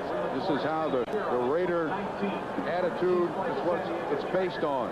It just absolutely, they never say die on this football team. And there has been, before the football game without Marcus Allen, and with the injuries, and with the turnovers in the first quarter, by all rights, this game should have been over a long time ago, and Kansas City writing up a W. And the Raiders, once again, do a job on an AFC Western Division opponent. So the Raiders are right back in it now with a 2-3 record. The Seattle Seahawks watching this game, getting set to tee it up against the San Diego Chargers tomorrow night. The Denver Broncos getting set to take the field, or they're in the midst of a tough one right now. They're hooking up with the Cowboys at Mile High Stadium. And so the final numbers here at Arrowhead Stadium in Kansas City, the Raiders, with a most amazing comeback, win the game 24-17. You got to pick the Budweiser most valuable player. I say it's Jim Plunkett. That's who it is. Absolutely. It's time for the most valuable player award, sponsored by Budweiser. Jim Plunkett is the MVP. Budweiser will make a contribution to the United Way on behalf of all the MVPs. About Don Shula either came from outer space or out of Al Davis. And another report about him selling his team, he said that isn't true either. He wants to keep his team. Well, what about